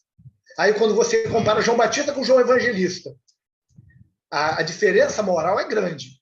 João Batista e Estevão, a diferença moral é grande. Então, Jesus estaria falando uma inverdade aí. Mas o entender o sentido de falar os nascidos de mulher são os nascidos do povo, principalmente do povo judeu. Ele estava falando daquele povo. Então, ele fala daquelas pessoas que eram já da terra, e não os que estavam vindo de fora juntamente com ele para a implantação do evangelho. Jesus não chegou na terra, pulou de paraquedas e vou ver quem está por aí, não. Ele planejou. Ele sabia que ele precisava ter os 70, nem só os 12, são os 70 que espalharam tudo aquilo. Foram todos espíritos muito bem escolhidos, provavelmente vindo de mundos diferentes do nosso, porque já estavam prontos para isso. Mas foram muitos que espalhar uma boa nova dessa não era para qualquer um. Jesus sabia que ia ter resistência, que ia ter morte. Então, ele trouxe uma pleia de espíritos para fazer isso. Os nascidos de mulher são os espíritos que já eram da terra. O Pastorinho faz um estudo muito interessante sobre isso. E a gente olhando, realmente tem uma lógica. Porque se a gente olhar, comparar o João Batista com os outros espíritos, a gente vê que ele não era tão evoluído quanto os outros. Então tinha alguma coisa errada. Mas aí quando a gente entende que eram os que já eram da Terra e os outros não, aí ok.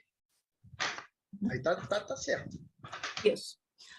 O Paulo de Filipe. O que se antepõe à morte do corpo físico citado? Será a vida espiritual? Antepõe, como assim? Que contradiz? Em que sentido que ele quer? É porque ele fez isso na sequência quando você estava falando, e ele não colocou o pano de fundo. Não é, Paulo de Filipe? O que se antepõe à morte do corpo físico citado? É a pergunta dele, basicamente. Depois ele levanta uma hipótese. Será a vida espiritual? A vida espiritual se antepõe à morte física, né? Assim, a morte física. Porque quando Jesus, se foi naquele momento que eu falei que Jesus ele veio mostrar que a morte só existe na questão física, porque a morte, né, quando Jesus, a ressurreição do Cristo, né, que ele chama de ressurreição, o reaparecimento do Cristo foi uma prova cabal para os apóstolos de que tudo aquilo que ele tinha dito era verdade, que o corpo não tinha grandes valores, que era só uma estadia na Terra, né? Ele tinha uma função só de estadia, mas que verdadeiramente o que valia era o Espírito, que era o eterno, e ele provou isso. Tanto é que depois que Jesus aparece para os discípulos, eles saem pelo mundo, eles perdem o medo. Eles foram, a maioria deles, tirando João, todos eles foram, de alguma forma, mortos, né? Tirando João, que não foi, que morreu de velho, os outros todos foram eliminados pelo judaísmo e pelos romanos. Não tiveram medo mais de morrer. Posso falar e haja coragem, né? Porque a forma como eles morriam era realmente uma coragem. O Paulo de Filipe diz, Paulo, Jesus era ético em relação às leis divinas, que nem sempre correspondiam às leis do povo contemporâneo. Por isso que ele corrigiu.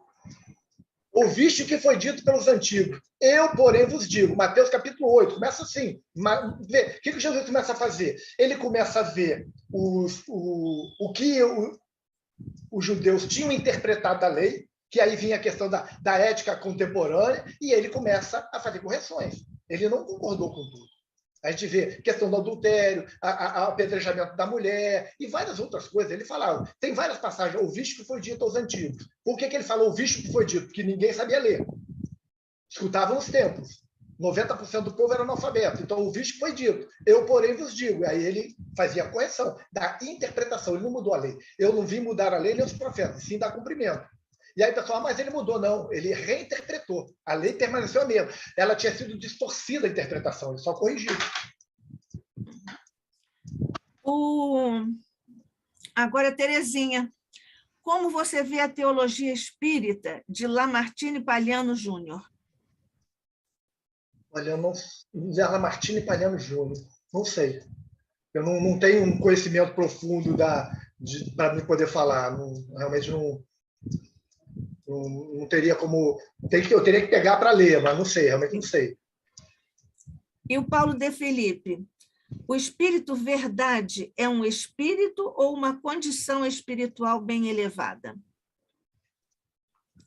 A gente tem a mesma condição para estudar, para falar sobre isso, quando se fala, por exemplo, do Espírito Santo. O Espírito Santo é um indivíduo? Assim, quando a gente lê o Evangelho, parece ser um indivíduo. Mas a tradução, a colocação do grego koiné, ela está invertida. A tradução correta é de um Santo Espírito. Um Santo Espírito pode ser qualquer um. Um espírito na condição de ter sido santificado, ter encontrado a pureza. O Espírito Santo é um indivíduo. Quando você inverte, o que é o Espírito de verdade? O que a gente entende é uma pleia de Espírito que vem trazer essa verdade. É o Espírito de verdade. E, assim, nas mensagens levadas a Kardec, ele parece até um indivíduo. Né? E tem alguns momentos que parece até o próprio Cristo. Parece até o próprio Jesus. Mas eu acredito que é uma pleia de espíritos. Tanto é que a obra toda ela não foi realizada por foi por um grupo de espíritos. Né? É a mesma coisa da questão do Espírito Santo. Não é o Espírito Santo, é um Espírito Santo. Esse é o detalhe. Quando é um Espírito Santo, Jesus está falando ali de um... um Espírito Santo desceu sobre Jesus. Ok. O Espírito Santo, e existe um Espírito só, que daí cria a Trindade. O Espírito Santo, Jesus e Deus. É um Espírito numa condição de Deus. Quando tu entende que é ok, é um deles. É um dos diversos que existem. A pleia de Espíritos são esses Espíritos Santos, esses que estão trabalhando na doutrina. Um Santo Espírito, né? A tradução correta é um Santo Espírito. Um Espírito já alcançou a santidade. E a gente vê muitos por aí. A expressão Santo Espírito é tão mais elucidativa, né? Claro, mas a tradução correta é essa. Exatamente. O problema todo é assim, a teologia da Trindade, ela mudou algumas coisas.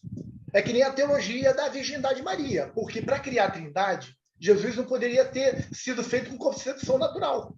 E aí tem a palavra Almará e Salutará. Um significa uma jovem em idade de casamento e o outro virgem. Eles pegaram a palavra que está lá, que é jovem em idade de casamento ou recém-casada, e mudaram o entendimento, dizendo que é uma virgem. Em momento nenhum no Evangelho está escrito que Maria era virgem, que ela era uma jovem em idade de casamento ou recém-casada. E aí tinha que virar virgem, pronto. Um Espírito Santo. Um Espírito Santo dá para muitos, pode ser vários.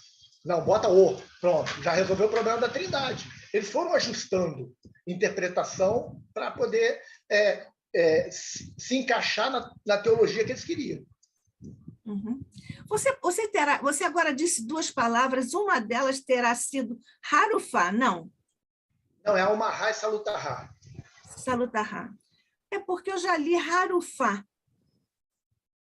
Bom, que aqui eu não sei se foi o Paulo ou se foi a Terezinha que colocou aqui um asterisco que pode ser muitos ou qualquer espírito desse nível. Uhum. Eu acho que é exatamente isso, espírito verdade. Espírito verdade são vários espíritos daquela pleia, né? A gente vê quantos espíritos estão ali, né? Citados, né? São muitos. É uma pleia que eu acho que é mais interessante que despersonaliza, né? Não tá, por exemplo, o Evangelho está na personalidade de Jesus. Esse não. São os emissários de Jesus, mas são vários espíritos falando. E aí tem Sócrates, tem vários, Platão, né? Tem muitos espíritos falando, o próprio Emmanuel, tem vários espíritos falando, Paulo de Tarso, e aí você traz muito mais universal na informação, né? Isso. Uhum. Olha, de perguntas aqui no chat, nós já não temos mais. Eu indago se alguém tem ainda alguma outra questão para apresentar.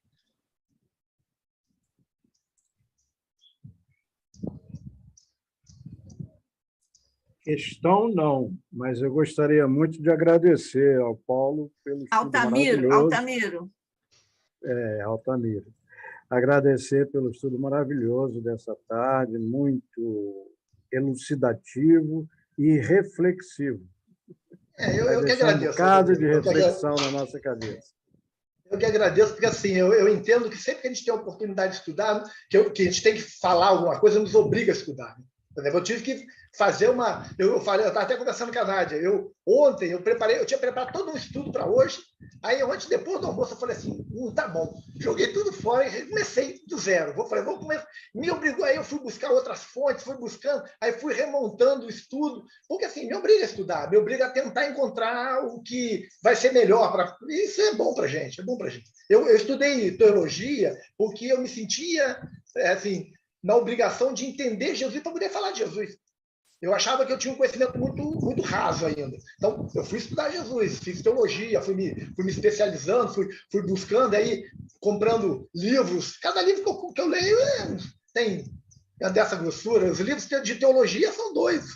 Cada teólogo com uma ideia mais doida do que a outra. A gente vai estudando, vai tirando o que é bom, vai vendo o que eles falam da língua, vai entendendo. Eu tenho dicionário grego, tem dicionário hebraico, e aí a gente vai pegando a palavra, vai buscando no dicionário, vendo o que quer dizer, se realmente tem a ver com o que os intérpretes, né, os tradutores dizem. Aí a gente vai, às vezes, tu vê que a palavra ela tem um significado que dá para a gente entender diferente, e aí, com mais lógica, aí a gente vai buscar o que é mais lógico. É por isso que eu falo assim, qual é a tradução que tu usa? Eu uso João Ferreira de Almeida. Eu gosto da João Ferreira de Almeida. Porque o que eu acho obscuro, eu vou buscar a tradução.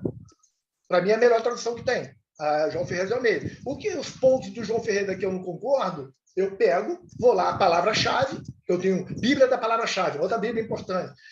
De cada versículo tem a palavra-chave. Daí eu pego a palavra-chave do versículo, vou buscar em grego, vou buscar em hebraico, e aí consigo entender se a tradução dele está certa ou não, se está adequado ao que eu penso ou não. Mas, assim, tem umas traduções modernas aí que são uma coisa horrorosa. São vergonhosas até. Tem umas traduções que, assim, um trabalho de tradução demora 10, 15 anos. E a gente vê traduções feitas em meio ano, um ano. Se dizem tradutores e com erros bárbaros. Crassos. Eu sei disso também. Muito bom. Tem uns aí que, infelizmente, e a gente vê que está...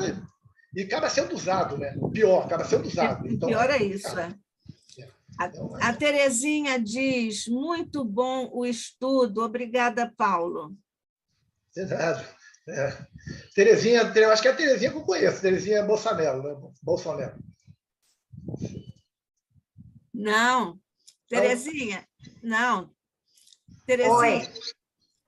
Terezinha não é. Não, é outra Terezinha. Eu pensei que fosse outra Terezinha. Essa é Lameiras. Não, Lumbreira. A que eu conheço é ótima pessoa, então com certeza do nome já sei que é boa pessoa também. Lombreiras. É bom, é nosso estudar. Alguém quer fazer alguma... Eu quero também agradecer muito, adorei. Obrigado. Aqui em frente, ouvi muita coisa, aprendi muita coisa e gostei imensamente. A gente acaba jogando muita informação, sei que algumas coisas acabam a pessoa não consegue nem registrar, porque é muita informação, né? Principalmente estudo de 2 horas e pouco, né? Mas é agradável, A gente sempre aproveita, muita coisa fica mesmo. E depois, com uma próxima oportunidade, a gente nunca sabe. Muitíssimo obrigada. Essa é Cláudia Bonmartin. Obrigada, Cláudia. Alguém mais quer fazer uma pergunta ou um comentário? Eu gostaria de fazer um comentário. Olha, eu gostei muito da explanação do Paulo. Deixa eu ver quem está falando. É o Paulo de Felipe? É Paulo. O xará aqui. Então, o que eu senti uma falta, e não tem nada a ver com o expositor, não foi falha dele, é que nós falamos muito de Jesus e de Deus, mas nós não tocamos, talvez porque não era objeto da palestra, na mensagem de Jesus, por que ele veio a nós. Ele não veio aqui a passeio, ele veio dar uma mensagem, e, basicamente, essa mensagem é, como se diz vulgarmente, para nos salvar. Ou seja, nós estávamos tão, vamos dizer assim, bem chulo, bem por fora das leis divinas, que ele teve que, quase que como uma intervenção, ele veio dar uma ajuda a nós. Isso que é o principal, ele veio nos ajudar. E, logicamente, a ignorância nossa era tanta, e ainda continua, que nós escorraçamos ele como inimigo. Isso daí, vamos dizer, faz parte, não é? desse cenário. Mas, então, seria interessante alguém falar sobre isso, sobre a mensagem de Jesus e como nós trabalhamos nela até hoje, porque é esse o caminho da nossa salvação espiritual, que seja, do nosso desenvolvimento espiritual, para a gente crescer e não ficar nessa matéria que nos consome e que nos ilude. Obrigado, é isso que eu queria falar. Paulo, eu entendi que o Paulo Guedes falou, sim, sobre isso, quando ele falou sobre a missão messiânica. O Paulo, quando falou da missão messiânica, deixou muito claro que ele veio para isso, para ajudar e tudo. Eu falei logo do início, assim, o propósito da palestra era falar sobre a questão teológica de Jesus. Exatamente. A questão uma abordagem teológica, né? Eu não entrei na questão doutrinária. Né? Quando eu faço os estudos às quartas-feiras, toda quarta-feira eu faço estudo, aí eu entro nessa parte mesmo. Missão de Jesus, eu estudo o Evangelho ponto a ponto, cada versículo, e abordo ele de forma a trazer ele para o cotidiano das nossas vidas.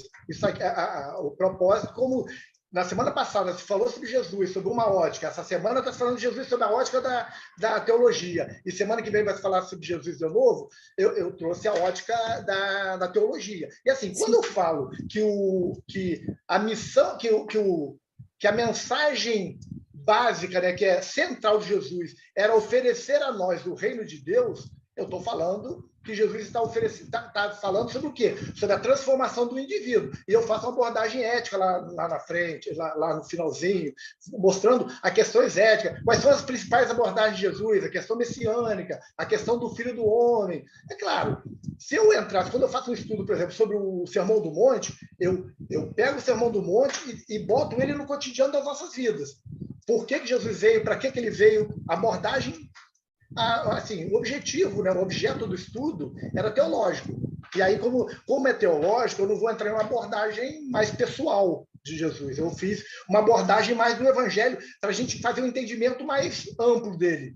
Quais são os pontos, os temas básicos, a questão ética, eu fui abordando nesse sentido. A questão da teologia, o que vem a ser a teologia, de que maneira ela é abordada, eu busquei nesse campo. Eu entendo o que ele falou, realmente. Eu gosto, por isso que eu falei que eu gosto da cristologia. Eu gosto de estudar Jesus. E entender Jesus, falar o estudo, né, do Evangelho, né, de Jesus, a parte que eu mais me debruço é sobre o Evangelho de Jesus, principalmente o Sermão do Monte. Eu tenho muita coisa escrita sobre o Sermão do Monte. Aliás, você tem um livro lindo sobre isso. O ICEB está de olho nisso, viu? Eu sei.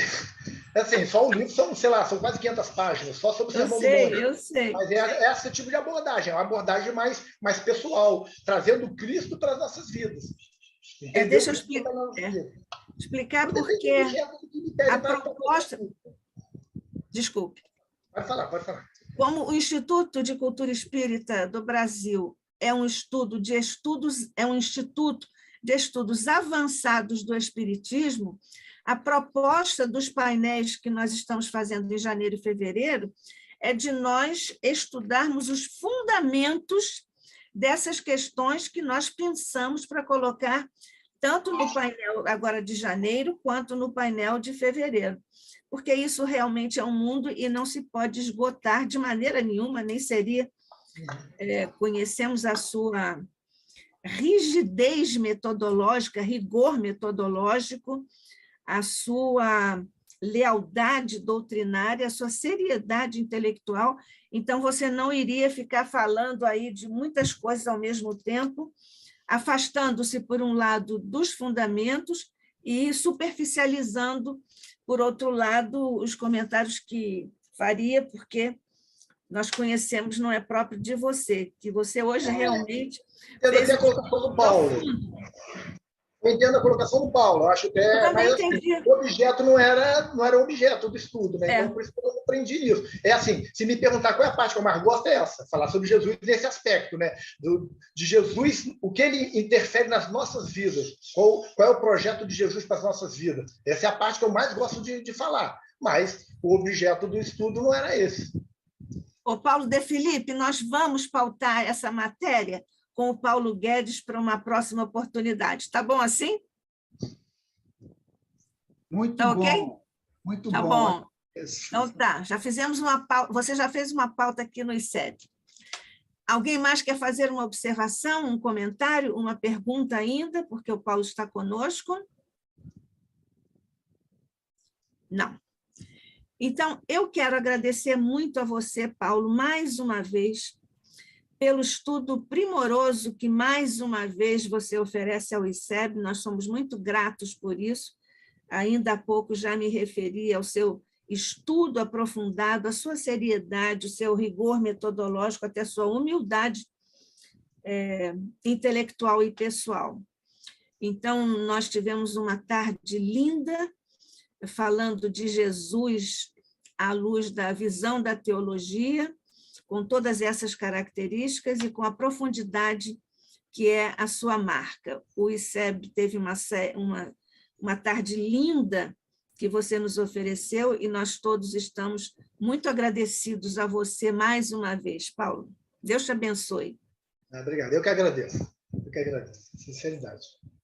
Pois é, então terminamos o nosso estudo de hoje, agradecendo, eu vi aqui que chegaram o Rubim, oi Rubim da AME de Friburgo, e chegou também o Gilson, é o Gilson Freire, né, de Belo Horizonte? Então, são todos bem-vindos, com os outros eu já falei também com o LGK10, que eu sei quem é, então também sei quem é o Galaxy A11, e todos os demais já falamos com o Ivan, com o Luiz. Então, agradecemos a todos, lembremos que o ICEB precisa de nós e que nós precisamos estar à altura do que o ICEB tem oferecido historicamente ao movimento espírita e a cada um de nós em particular, sempre que nós nos aproximamos do ICEB. E agora que estamos bem aproximados e próximos, vamos juntos caminhar para levar o ICEB mais à frente. Então, com esse agradecimento sincero, fraterno, ao Paulo Guedes, nosso querido irmão, companheiro, nós vamos, então, fazer a nossa prece final. Se você não quiser dizer mais nada, Paulo, já fica com você a palavra, e nós fazemos a prece.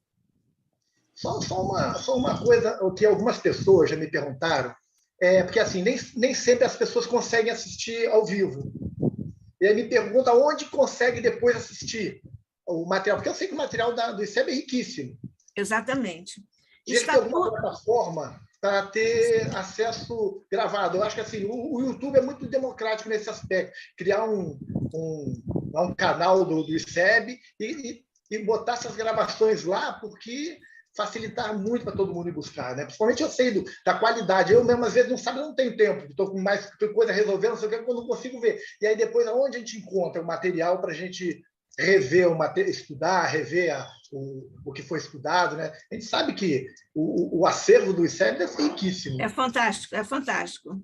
E é histórico, né? Também, né? Também, desde tempos da fundação, com o nosso querido Diolindo, passando por vários outros, Jorge Andréa, Pedro de Camargo, os nossos queridos doutor Lauro Salles, Carlos Embaçaí e tantos outros. Então, estamos lá na TV ICEB e no portal ICEB, está no canal do YouTube, você entra pelo portal ICEB e chega em frente. Fátima Meirelles, a quem agradeço agora também a qualidade do trabalho, a fidelidade, a boa vontade, a paciência para com todos nós. Fátima, você quer dar outras informações complementares? Boa tarde a todos, aos que eu ainda não cumprimentei. Na verdade, todos os vídeos estão postados lá, ficam até o limite da terça-feira seguinte ao dia de hoje, né? Então, na próxima semana, até terça-feira, já temos o vídeo editado com a primeira e a segunda parte e as perguntas também.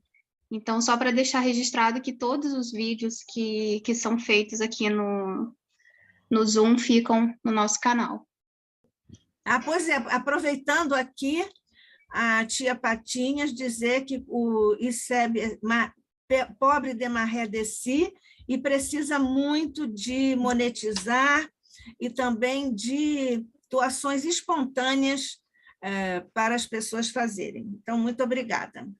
Então, vamos encerrar a nossa reunião linda, fraterna, iluminada, assistida, protegida pelos nossos mentores do ICEB e dos mentores, de um modo geral, que supervisionam o desenvolvimento das atividades do movimento espírita.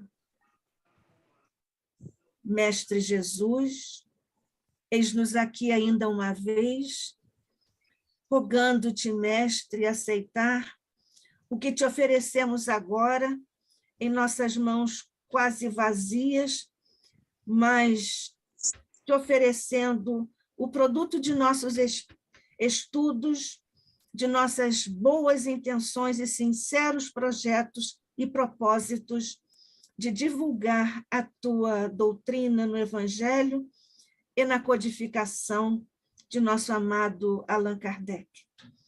Guarda, mestre, todos esses esforços e todos os que estudam o Evangelho e o Espiritismo, bem como todos aqueles que trabalham na tua seara, na esfera do bem de um modo geral, quaisquer que sejam os rótulos que tenham assumido.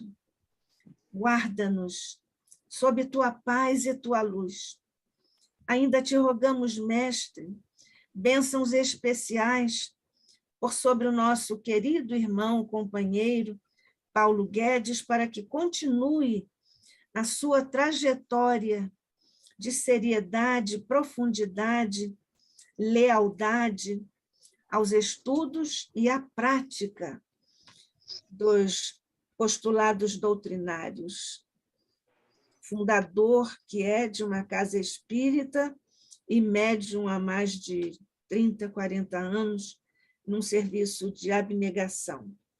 Nós ainda te rogamos, mestre amado, que possas ir neste instante, junto com os nossos pensamentos, porque queremos, Jesus, um exercício agora de fraternidade, indo ao encontro, sob as tuas mãos, sob a tua luz, ao encontro das humanas necessidades de nossos irmãos que estão, mestre, atravessando duras provas nesses tempos que são chegados.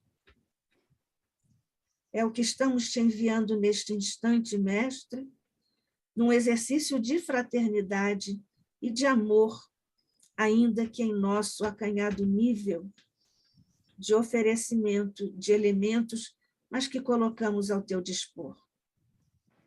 Abençoa o ICEB, abençoa todos os nossos mentores queridos do Instituto, abençoa todos aqueles que trabalham e ainda virão a trabalhar em ambos os planos de existência neste abençoado Instituto de Cultura Espírita do Brasil.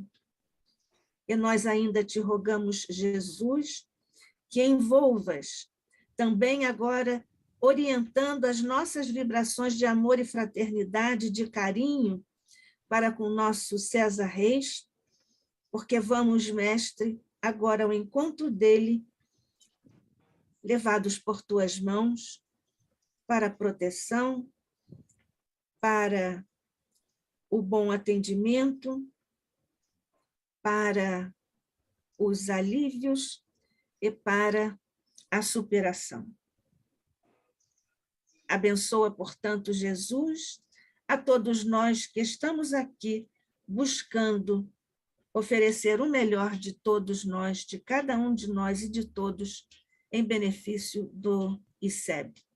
Guarda-nos sob tua paz e tua luz, abençoa-nos os esforços ao longo da semana em todas as esferas de nossa atuação e, particularmente, abençoa os nossos esforços em benefício do ICEB e conduz-nos, Mestre, até a próxima atividade no próximo sábado, dia 29 de janeiro, quando nós estudaremos nossa relação com Jesus, contigo, Mestre, com o nosso querido irmão Humberto Vasconcelos, de Pernambuco. Fica conosco, graças te damos hoje e sempre, sob a graça de nosso Pai. Assim seja. Assim seja.